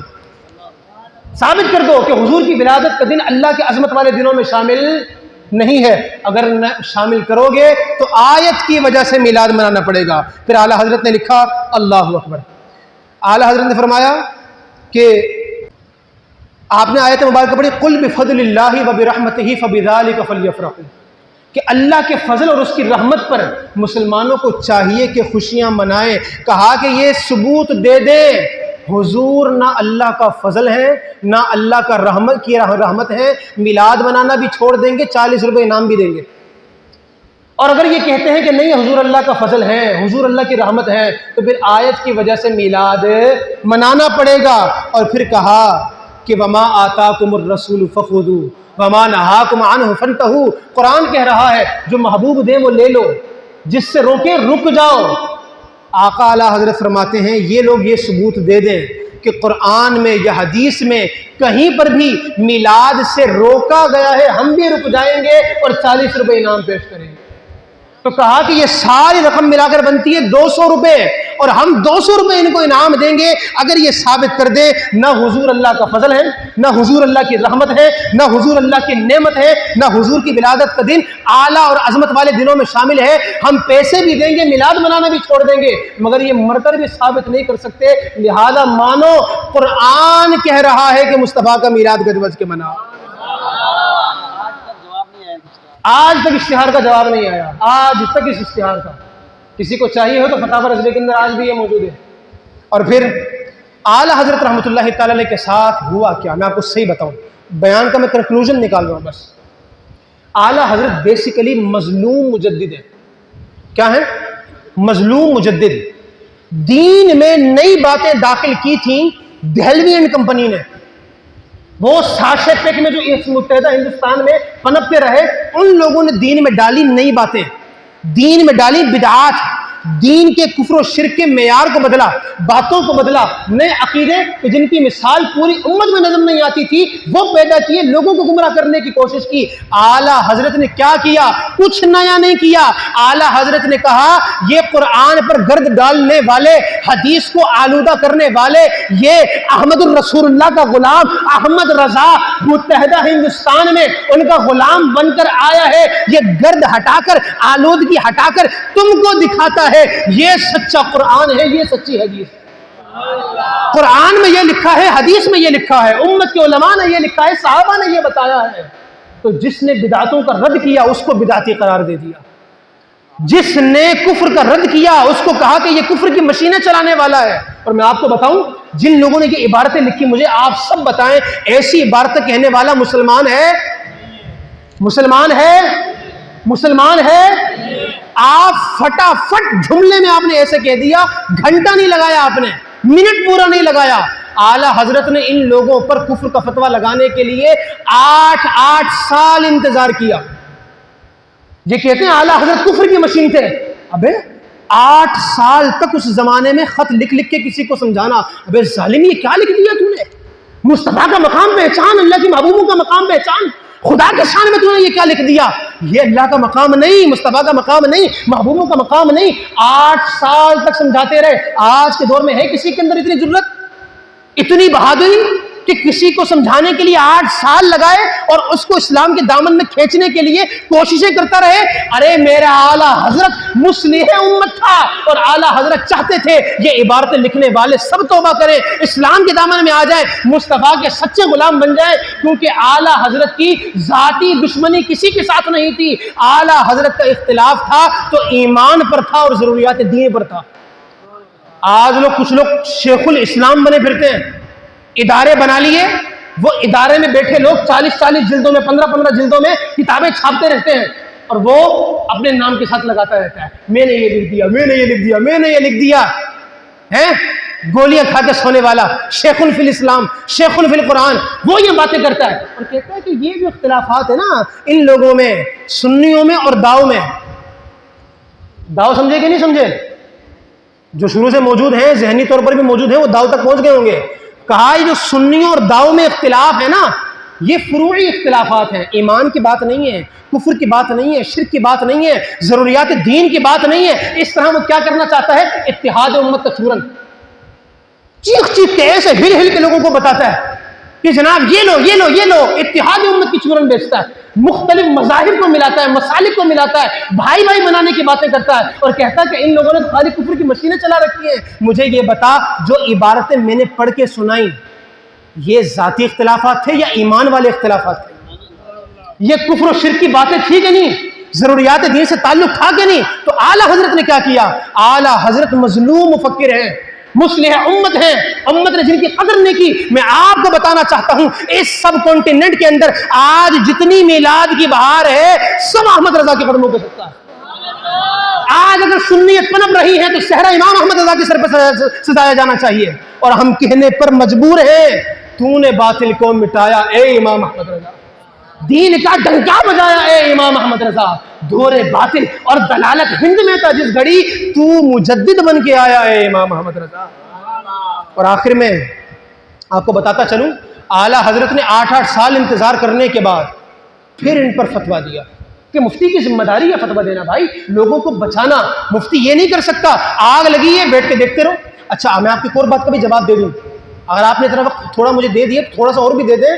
بعض لوگ کہتے ہیں یہ دیکھو کیسے چیخ رہا ہے, یہ دیکھو کتنا جذباتی ہوا ہے, موسم اتنا گرم نہیں, پسینے آ رہے ہیں بلال حنفی کو, ہیں دیکھو کیسے وہ ہو رہا ہے, خون میں ابال نظر آ رہا ہے. یہی تو ہے ان کی دم پہ پاؤں آتا ہے تو اچھلتے ہیں, دم پہ پاؤں آتا ہے تو اچھلتے ہیں. میں نے کہا اگر تو ہماری دم سے مراد یہ لیتا ہے کہ یہ مصطفیٰ کے کتے ہیں اور پھر ان کی دم ہے تو ہاں ہمیں قبول ہے, ہماری دم پہ پاؤں آیا ہے. جب مالکوں کو پہ جاؤ گے تو پھر کیا غلام دفاع میں نکلیں گے؟ نہیں, کتے نکل کے بات نہیں کریں گے. ہمارے مرحوم عالم دین کہا کرتے تھے کتا پاک رسول اللہ دا, میں کتا پاک رسول اللہ دا ہوں. اگر ہم کو یہ مانتے ہو تو ہم قبول کرنے کو تیار ہیں, اور ہماری وفاداری جو پٹا ہم نے گلے میں ڈالا ہوا ہے وہ ہمیں کہتا ہے جب مالک پہ حملہ ہو تو پھر وفاداری کا تقاضا یہ ہے کہ پڑ جاؤ اور نسلوں کو پی جاؤ اور ان کو بتاؤ ہمارے آقا کی شان اتنی سستی نہیں کہ کوئی بھی ایرا غیرہ نتو خیرہ اٹھے گا اور حملہ کرے گا اور احمد رضا یا اس جیسے وفادار خاموش رہیں گے. اعلیٰ حضرت کا قلم اگر جوش میں آیا, اعلیٰ حضرت نے اگر قلع قمع کیا, اعلیٰ حضرت نے کفر کے فتوے دیے تو کس بنا پر؟ صرف مصطفیٰ کی عزت پر پہرا دینے کے لیے, ذاتی کوئی اختلاف نہیں ہے, صرف مصطفیٰ کی عزت پر پہرا دینے کے لیے. اور اعلیٰ حضرت نے پھر اکیلے فتویٰ نہیں دیا, آپ کہیں گے صرف اعلیٰ حضرت کی بات ہے. اعلیٰ حضرت نے فتویٰ لکھا, عرب شریف کے علماء کو بھیجا. یہ لوگ بڑا عرب کرتے رہتے ہیں نا, چاند بھی وہیں کا دیکھیں گے, وہیں پہ اسی جیسا سب کچھ کریں گے, تو جب تمہاری اتنی عقیدتیں وہاں سے وابستہ ہیں تو انہی کے فتوے بھی مانو. اعلیٰ حضرت نے فتویٰ لکھ کے ان کو بھیجا اور کہا کہ یہ سارے لوگ ہیں, میرا ان کے بارے میں یہ موقف ہے, آپ کیا کہتے ہیں؟ حرم کے 35 علماء نے مجموعی طور پر یہ فتویٰ دیا کہ آپ کا فتویٰ بالکل صحیح ہے, بلکہ جو ان لوگوں کو کافر نہ مانے وہ بھی کافر, جو ان لوگوں کو کافر نہ مانے وہ بھی کافر ہے, جو ان کے کفر میں شک کرے گا وہ بھی کافر ہے. اور وہ فتویٰ موجود ہے حسام الحرمین کے نام سے, آج تک ملتا ہے. آپ اٹھا کر پڑھیں اور دیکھیں اعلیٰ حضرت نے کیسے چہروں کو بے نقاب کیا اور امت کو بتایا کہ یہ ہے مصطفیٰ کا سچا غلام جس نے مصطفیٰ کی غلامی کا حق ادا کر دیا. وفاداری پر پہرے کا حق ادا کر دیا. تو اعلیٰ حضرت رحمۃ اللہ تعالیٰ علیہ آج ضرورت ہے ان کی تعلیمات سے وابستہ ہونے کی. اور آج کے دور میں جسے نائب اعلیٰ حضرت کہا جاتا ہے، آج کے دور میں جسے غوث اعظم کا نائب کہا جاتا ہے، عرب کے علماء آ کر کہتے ہیں اگر غوث اعظم عبد القادر جیلانی کی شبیہ آج کے دور میں نظر آتی ہے تو الیاس قادری کے چہرے میں نظر آتی ہے. میرے آقا امیر اہل سنت فرماتے ہیں اعلیٰ حضرت کا اقول کہنا، یعنی اعلیٰ حضرت اپنا نظریہ بیان کر دے، ان پہ ہم اپنی عقلیں اتار کے رکھ دیتے ہیں، سر اتار کے رکھ دیتے ہیں. ان کا اقول ہم کو قبول، اعلیٰ حضرت جو لکھیں گے وہ قبول ہوگا. تو پھر کسی کو مرچیں لگتی ہیں، کیوں؟ نبی ہیں، ان کی بات قرآن ہے، ان کی بات حدیث ہے. میں نے کہا کچھ بھی نہیں ہے مگر جو سچا قرآن ہے، مگر جو سچا حدیث ہے، اگر کسی نے بیان کی ہے تو اس کا نام احمد رضا ہے. اور سن، قرآن کا حکم ہے احمد رضا کے ساتھ ہو جاؤ. میں نے کہا بہت بڑا دعویٰ. میں نے کہا الحمدللہ علماء کے قدموں کے صدقے دلیل ہمارے پاس ہے. اللہ فرماتا ہے یا ایھا الذین آمنوا اتقوا اللہ وکونوا مع الصادقین، اے ایمان والو اللہ سے ڈرو اور سچوں کے ساتھ ہو جاؤ. یہ سچے کون ہیں؟ تفاسیر اٹھا کر دیکھیں، یہ وہ سچے ہیں جنہوں نے مصطفیٰ سے قرآن لیا، حدیث لی، سچی طرح لی، سچی طرح سیکھی، سچی طرح سکھا لی. قرآن کہتا ہے کامیاب ہونا چاہتے ہو ان کے پیچھے چلنے والے بن جاؤ، ان کے نظریے کے ساتھ کھڑے ہو جاؤ. ہم یہ کہتے ہیں متحدہ ہندوستان میں، سب کانٹیننٹ میں اگر صحابہ والے نظریات کا دفاع، ان کی عقائد کا دفاع کسی ذات نے کیا تو وہ کوئی اور نہیں احمد رضا کی ذات ہے. وہ کوئی اور نہیں احمد رضا کی ذات ہے جس نے ہمیں صحیح قرآن دکھایا، قرآن کی صحیح تعبیر بیان کی، صحیح تشریح بیان کی. اور یہی وجہ ہے ہم آج بھی اعلیٰ حضرت کے گن گاتے ہیں. وادی رضا کی، کوہ ہمالا رضا کا ہے، جس سمت دیکھیے وہ علاقہ رضا کا ہے. ارے سب ان سے جلنے والوں کے گل ہو گئے چراغ، احمد رضا کی شمع فروزاں آج. اور آخر میں اعلیٰ حضرت کا پیغام آپ کو دے دوں جو آپ نے اشعار کی صورت میں دیا. ختم کرتے ہیں بات کو، 5-7 منٹ دے دیں بس مجھے، بات ختم کرتے ہیں. مگر لطف آئے گا جن کی نیندیں تھوڑی بہت آ گئی، ذرا جھاگ کے بیٹھے، کمال تو اب آنے والا ہے. استاد محترم اب تک میں نے بیان کیا تھا نثر میں، یعنی جملوں کی صورت میں، اب بیان ہوگا نظم کی صورت میں. خلاصہ میرے بیان کا اشعار میں سناؤں گا، اعلیٰ حضرت کے قلم سے سناؤں گا، ان کے بھائی جان شہنشاہ سخن استاد زمن مولانا حسن رضا خان کے قلم سے سناؤں گا اور بیان ختم کر دوں گا. نصیحت بھی اسی میں ہے، وصیت بھی اسی میں ہے.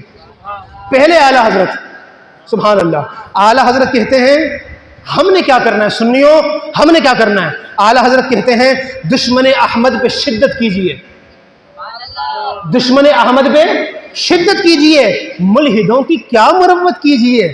پھر کہا ذکر چھیڑیے ان کا ہر بات میں، ذکر چھیڑیے ان کا ہر بات میں، چھیڑنا شیطان کا عادت کیجئے.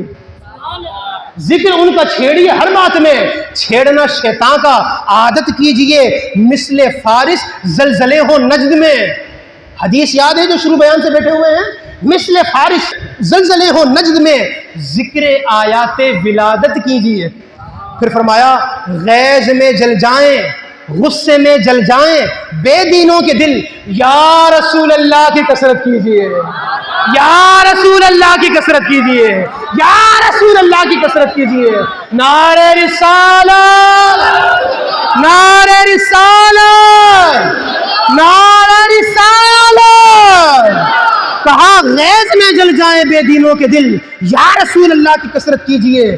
پھر کہا کیجئے چرچا انہی کا صبح و شام، کیجئے چرچا انہی کا صبح و شام، جانے کافر پر قیامت کیجئے. پھر کہنے لگے آپ درگاہ خدا میں ہیں وجیح، یا رسول اللہ آپ درگاہ خدا میں ہیں وجیح، ہاں شفاعت بالوجاہت کیجئے. پھر فرمایا حق تمہیں فرما چکا اپنا حبیب، اذن اب شفاعت بالمحبت کیجئے. پھر لکھا اذن کب کا مل چکا اب تو حضور. انہوں نے کہا نا شفاعت ماننے والے ابو جہل سے بڑے گمراہ مشرک اور کافر ہیں. اعلیٰ حضرت کیا کہہ رہے ہیں؟ اذن اجازت کب کا مل چکا اب تو حضور، ہم غریبوں کی شفاعت کیجئے. پھر لکھا ملحدوں کا شک نکل جائے حضور، جانب مہ پھر اشارت کیجئے. کہا یہ نہیں مانتے کہ آپ نے اشارے سے چاند کو 2 ٹکڑے کیا؟ کہا یا رسول اللہ ملحدوں کا شک نکل جائے حضور جانب ماہ پھر اشارت کیجئے، شرک ٹھہرے جس میں تعظیم حبیب اس برے مذہب پہ لعنت، اس برے مذہب پہ لعنت، اس برے مذہب پہ لعنت۔ کہا کہ ظالموں محبوب کا حق تھا یہی، عشق کے بدلے عداوت کیجئے۔ پھر کہنے لگے والضحیٰ حجرات علم نشرہ، والضحیٰ حجرات علم نشرہ سے پھر مومنوں اتمام حجت کیجئے، قرآن پڑھیے اور ان لوگوں کو مصطفیٰ کا مقام بتائیے۔ اور پھر لکھا بیٹھتے اٹھتے حضور پاک سے التجا اور استعانت کیجئے، یا رسول اللہ دعائی آپ کی گوشمال اہل بدعت کیجئے۔ اب یہ تو اعلیٰ حضرت ہیں، اب اعلیٰ حضرت کے بھائی جب لکھتے ہیں نا تو وہ رنگ ہی کچھ اور ہوتا ہے۔ جن کو احمد رضا بھی یہ کہیں کہ حسن رضا لاتے کہاں سے ہو، لاتے کہاں سے ہو؟ اب آپ دیکھیے وہ کیسا لائے۔ ہائے میں نے جب آج دن میں یہ کلام پڑھا، کئی مرتبہ پڑھا میں نے، طبیعت ایسی ہری ایسی ہری ایسی ہری۔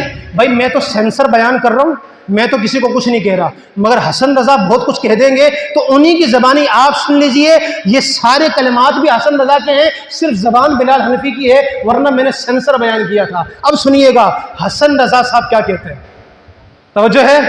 بس ان کے اشعار تھوڑے سے طویل ہیں مگر مزہ آ جائے گا انشاءاللہ آپ کو۔ اشعار ختم، بیان ختم انشاءاللہ۔ لکھتے ہیں نجدیا سخت ہی گندی ہے طبیعت تیری، کفر کیا شرک کا فضلہ ہے نجاست تیری۔ آقا کو کہا نا مر کر مٹی میں مل گئے تو کیا کہا کہ خاک منہ میں تیرے، کہتا ہے کسے خاک کا ڈھیر، مٹ گیا دین ملی خاک میں عزت تیری، تیرے نزدیک ہوا کذب الہی ممکن، اللہ کا جھوٹ بولنا تیرے نزدیک ممکن ہوا، تیرے نزدیک ہوا کذب الہی ممکن، تجھ پہ شیطان کے پھٹکار یہ ہمت تیری۔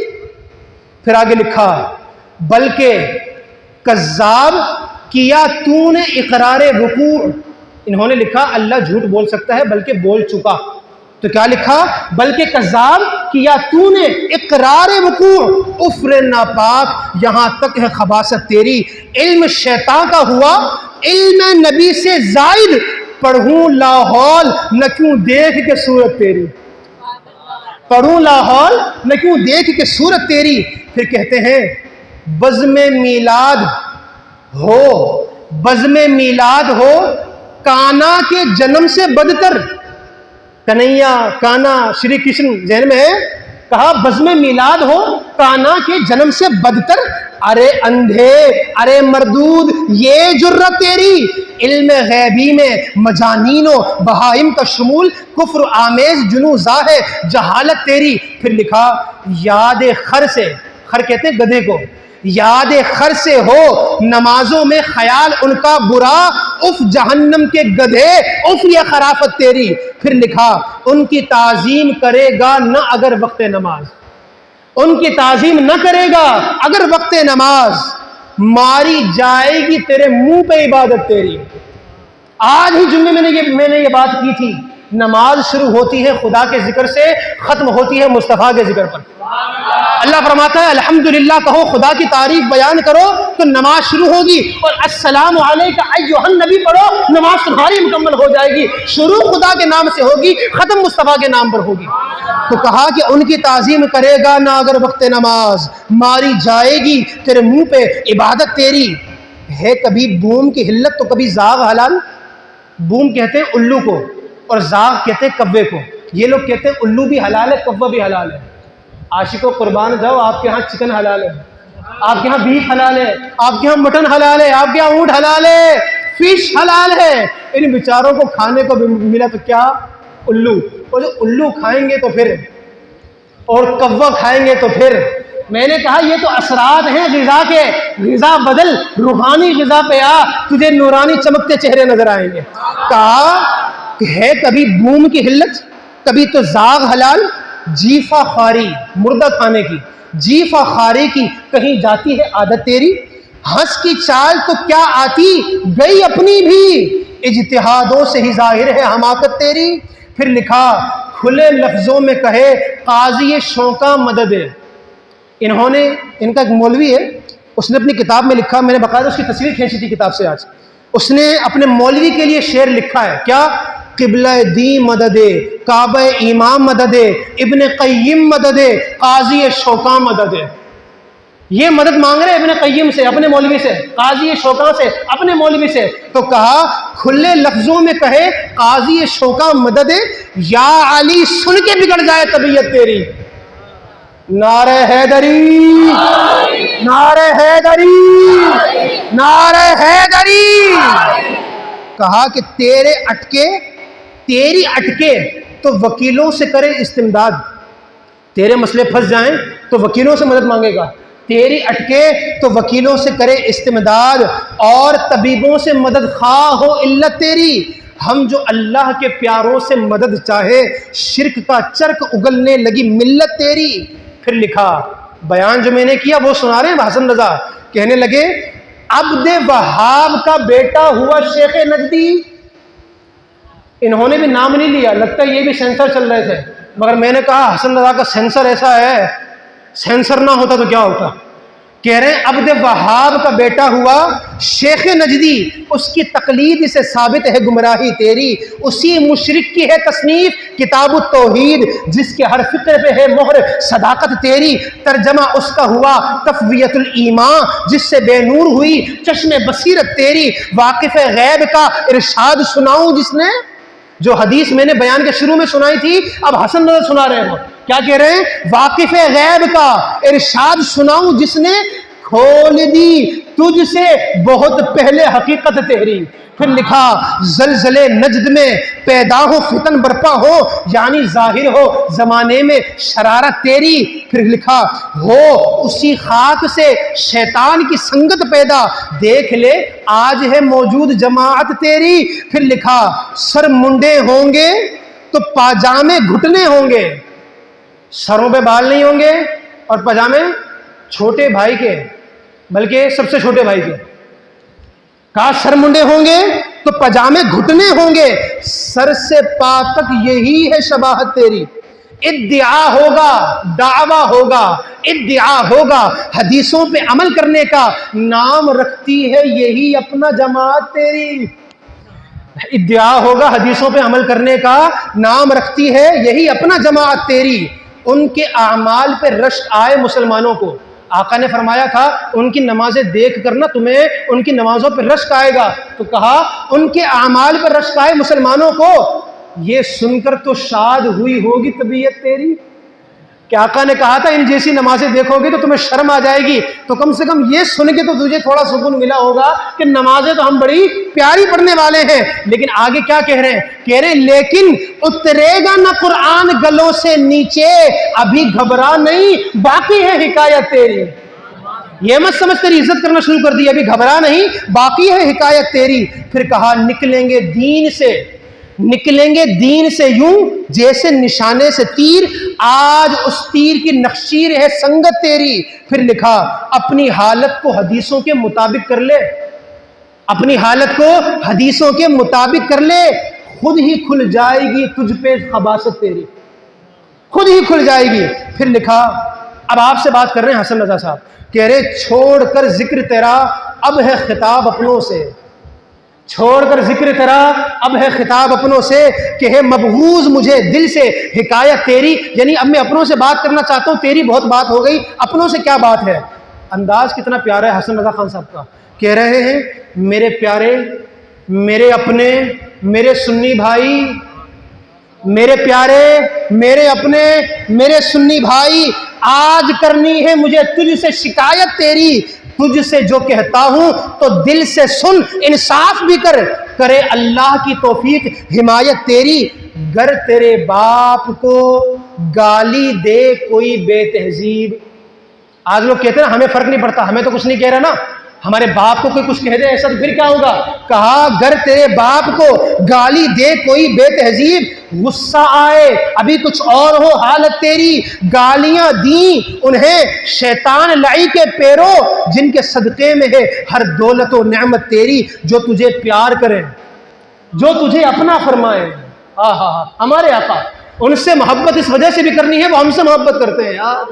جو محبت کرے تو محبت کا بدلہ محبت ہو سکتا ہے اور کچھ نہیں ہو سکتا. یا رسول اللہ ہم آپ کو کیا دیں گے, سب کچھ آپ کے قدموں کے صدقے ملا ہے. کہا جن کے جو تجھے پیار کریں, جو تجھے اپنا فرمائے, جن کے دل کو کرے بے چین اذیت تیری, جو تیرے واسطے تکلیفیں اٹھائیں کیا کیا, اپنے آرام سے پیاری جنہیں راحت تیری, جاگ کر راتیں عبادت میں جنہوں نے کاٹی, کس لیے اس لیے کٹ جائے مصیبت تیری. پھر لکھا حشر کا دن نہیں جس روز کسی کا کوئی, حشر کا دن جس روز نہیں کسی کا کوئی, اس قیامت میں جو فرمائے شفاعت تیری. ان کے اللہ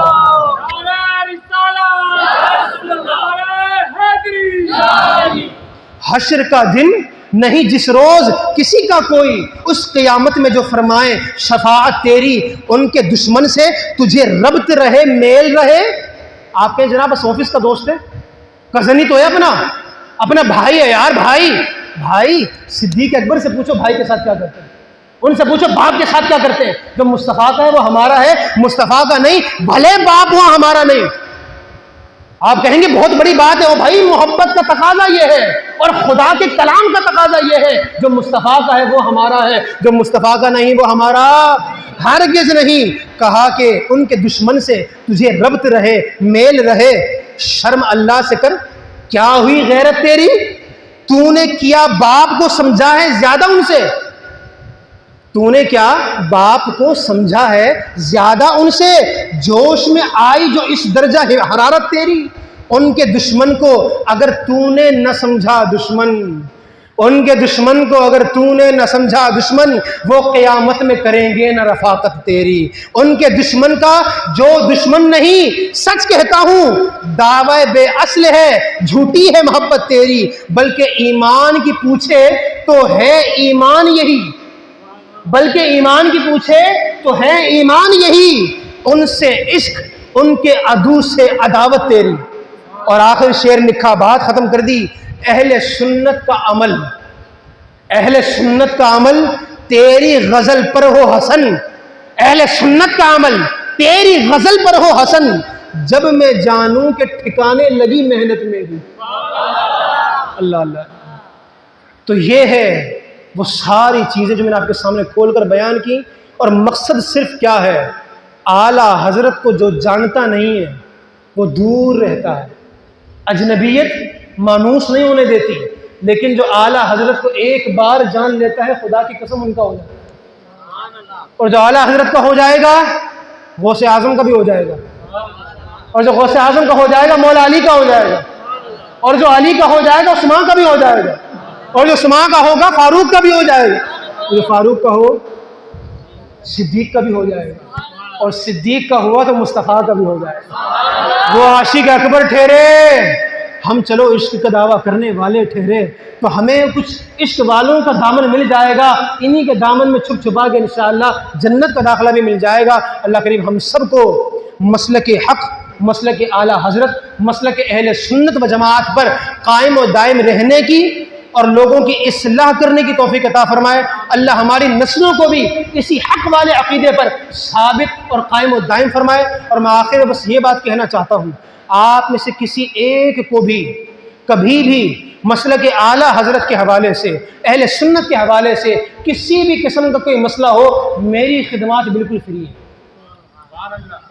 الحمدللہ میری خدمات بالکل فری ہیں. میرا نمبر سب کے پاس ہے, الحمدللہ سب کو جواب بھی دینے والا ہوں. رابطہ کریں. انشاءاللہ بد مذہبیت کی ویکسین بالکل مفت میں الحمدللہ بھر بھر کے لگائی جاتی ہے. انشاءاللہ مایوس نہیں چھوڑیں گے. بس آپ تیار رہیں. اہل سنت کا ہے بیڑا پار, اصحاب حضور نجم ہے اور ناؤ ہے عطرت رسول اللہ کی. وما علینا الا البلاغ المبین.